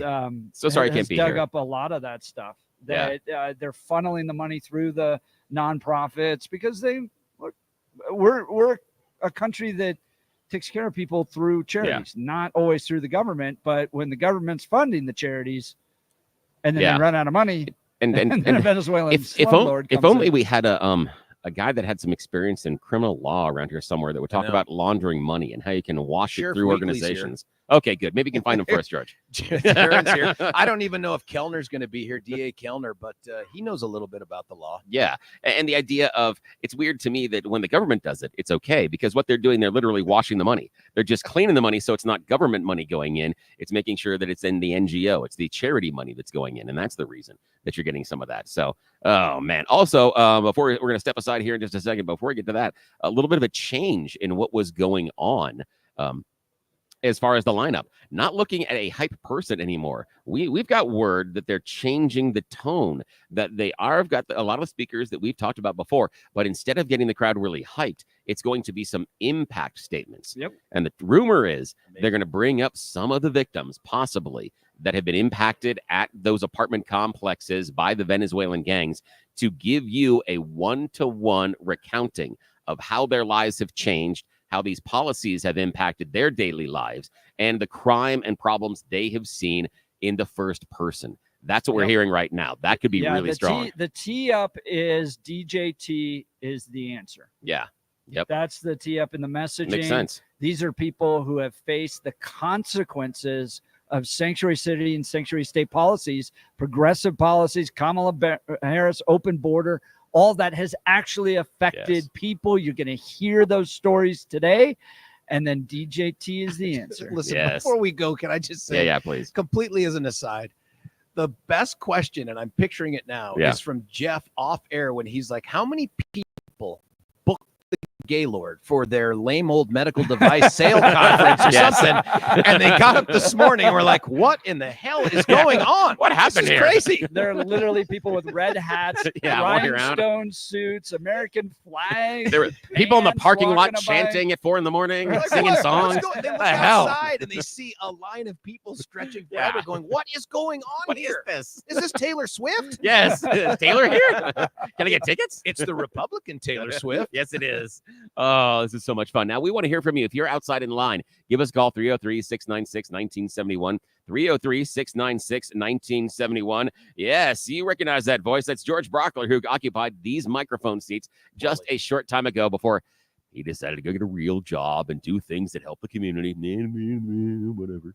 Jeff lives in Elbert, and he said he needed protection, and I thought that's what he meant. So excellent. And what we're going to do right after this is we will spend rhyme time with Jeff Hildebrand. Yes, our poet laureate of 710 KNUS is going to be joining us by phone and sharing a special poem with you today. This is the Jeff and Bill Show. We are broadcasting live from Gaylord of the Rockies. We are going to be here all the way through the entire day, even bringing you the sights and the sounds of all the speeches as well. Hang out with us. We've got everything you need. We're going to be back with Jeff Hildebrand in a second. This is Denver's Talk Leader, News Talk 710 KNUS.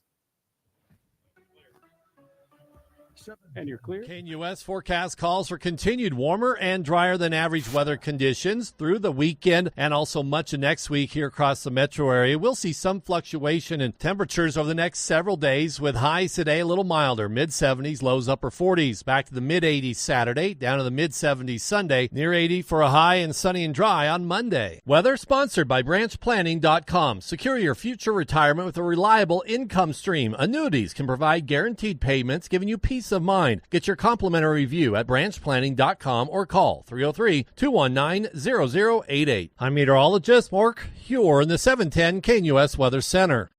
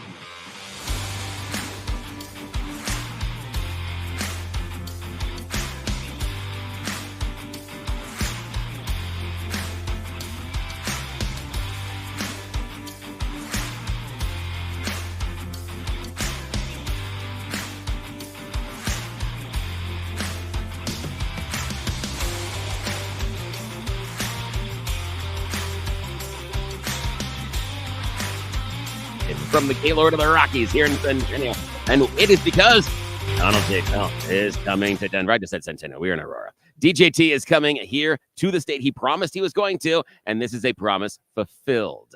And we are getting the sights, sounds, and giving you the flavor. We're going to be here all day, all the way through the speech. We will talk to you and tell you what's going on. But right now, it is that time of the week in which we need to step aside, and we are bringing on Jeff Hildebrand. He is the 710 KNUS Poet Laureate. He has a talent that Jeff and I can only dream of.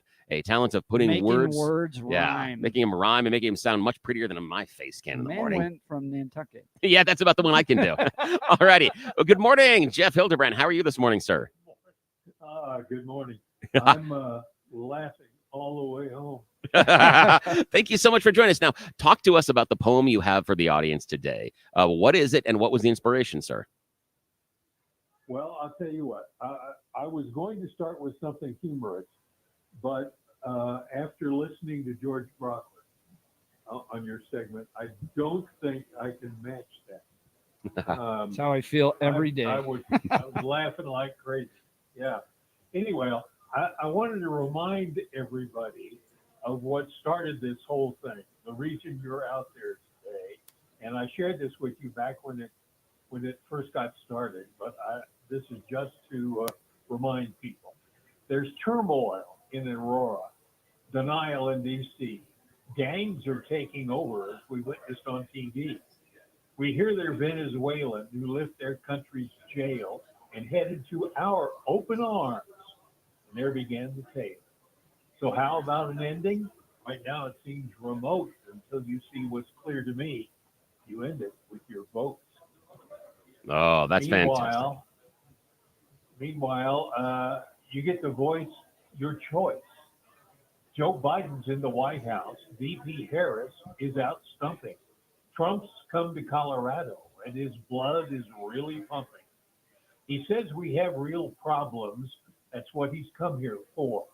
And he's raising lots of questions local Democrats ignore. I wonder how both sides would feel. I wonder what they'd do if we, the people, would unite and force them to be true. Force them to find real answers to the problems we all face. You know, we should vote for love and action. Don't succumb to all the hate. And it seems to you, if it seems to you, you can't believe what either side is saying, I suggest before you cast your vote, you spend some time just praying. Then vote the way you feel is best with the Holy Ghost direction. That way you'll pick the candidate who is the Lord's selection. Okay, there you go. Oh, wow. That's great, Jeff. Thank you. Jeez, that is amazing. Spend some time in prayer. Yeah, especially that is with your vote. fantastic. That is, now, do you want to ask Jeff Hildebrand if you were going to give? We've been asking some of the callers and some of the guests today. If you were going to give Donald Trump some advice on messages that he should say to the Colorado voters today, what's the one thing he should touch on that you think he should on stage? Well, there actually are two things. One is the best place to have breakfast. The other would be to do a survey on hot sauce. That's fantastic. Jeff Hildebrand, the 710 KNUS Poet Laureate, joining us live. Thank you so much for your time today, sir. We're a little tight on time. We'll spend more time with you next Friday when you join us again for Rhyme Time. Thank you, and I hope you have a good week. You too. Thanks a lot. I love what Jeff can do. And that is a very special point, the portion of the show that we bring to you on Fridays. We try to also post them on the webpage, but may not get to that until Monday. Now, we do want to go to the phones. You're listening to the Jeff and Bill live out of the Gaylord of the Rockies. We are broadcasting because Donald J. Trump is going to be here later today. We are going to be there inside the room and giving you all the feedback. But right now, we are going to talk to Johnny from Denver. Johnny, welcome to the Jeff and Bill show. How are you today? I'm doing very well. Well, I was there in Milwaukee as one of the delegates when Trump was doing the convention. And so since I'm totally blind, I'm running for HD5 in Denver, the sanctuary city. I'm one of those people that stepped up and said, hey, you know, why can't like a totally blind person run for this? My second time around. First time my opponent had 13,000. I had 4,000 votes. So we'll see how him being on the top bill will trickle down to the people on the lower. And I would like, if we just talk about something, since we know that FEMA has been switching money around, here in Denver, I also own I run a nonprofit, and we wrote a grant, and we got the award letter July the 8th. For some reason, they can't seem to release the money. It is now the 11th of October, and I often wonder, like, is there something else that maybe they put the money over in this other area why the city and county of Denver can't release the money, and it's taking so long. So I like them to really delve into, and if I get in there, I'm going to delve into what's going on behind the scenes when nobody's looking. I appreciate that, Johnny. Now, what else would you like to hear from Donald Trump when he's on the stage today? I like that as a good message. What other messages do you think could resonate with Colorado voters that Trump could deliver today that could put some wind in the sails? Well, just the normal thing. I mean, like lowering down the prices by getting, like drill, baby, drill. Because I guess Polis is really against drilling. He'll pretend that he's not, but he's really made it difficult for that. And just breaking up the red tape in Washington, I would like to see 80%, 60 to 80% of those offices that are just there just to block things to go forward. I'd like to see them just go away, and he brings in another group of people that will be for America, not for everybody else but America. Yeah, that was a common phrase we heard out there, Bill, was carve out parts of the government. I mean, there's just too much. There's just too many people. Elon Musk saying as high as 80% of the federal government needs to go. Not sure that'll work out but that's a lot. But that would include some of the. But he did that with X, and I like X better today. But that seems to be a common refrain, especially among the limited government crew. Oh, yeah. There's just too many people in the government. Yeah, the 80% for me, it means that you're now cutting military. And I'm looking at that going, hang on. I saw about that. We spend more money on our military. Hey, Johnny, thanks for the phone call. Appreciate than the next 10 countries combined. Yeah. Oh, yeah, absolutely. Yeah. But anybody coming out and saying what we need to do is shrink the size of our military. Oh, that person's not winning. That person's not winning nothing. Congressman Lopez is walking by. Hello. Hey, Congressman. Parker that is fantastic. It's fun to watch him go by. We're going to go back to the phones real quickly on the Jeff and Bill Show. We're broadcasting live from the Gaylord of the Rockies before Donald Trump's speech today. We're going to talk to Joe from Littleton. Good morning, Joe. How are you today? Hi, I'm good. How are you guys? Doing good. Now, are you listening to us? Or are you out here at the Gaylord of the Rockies?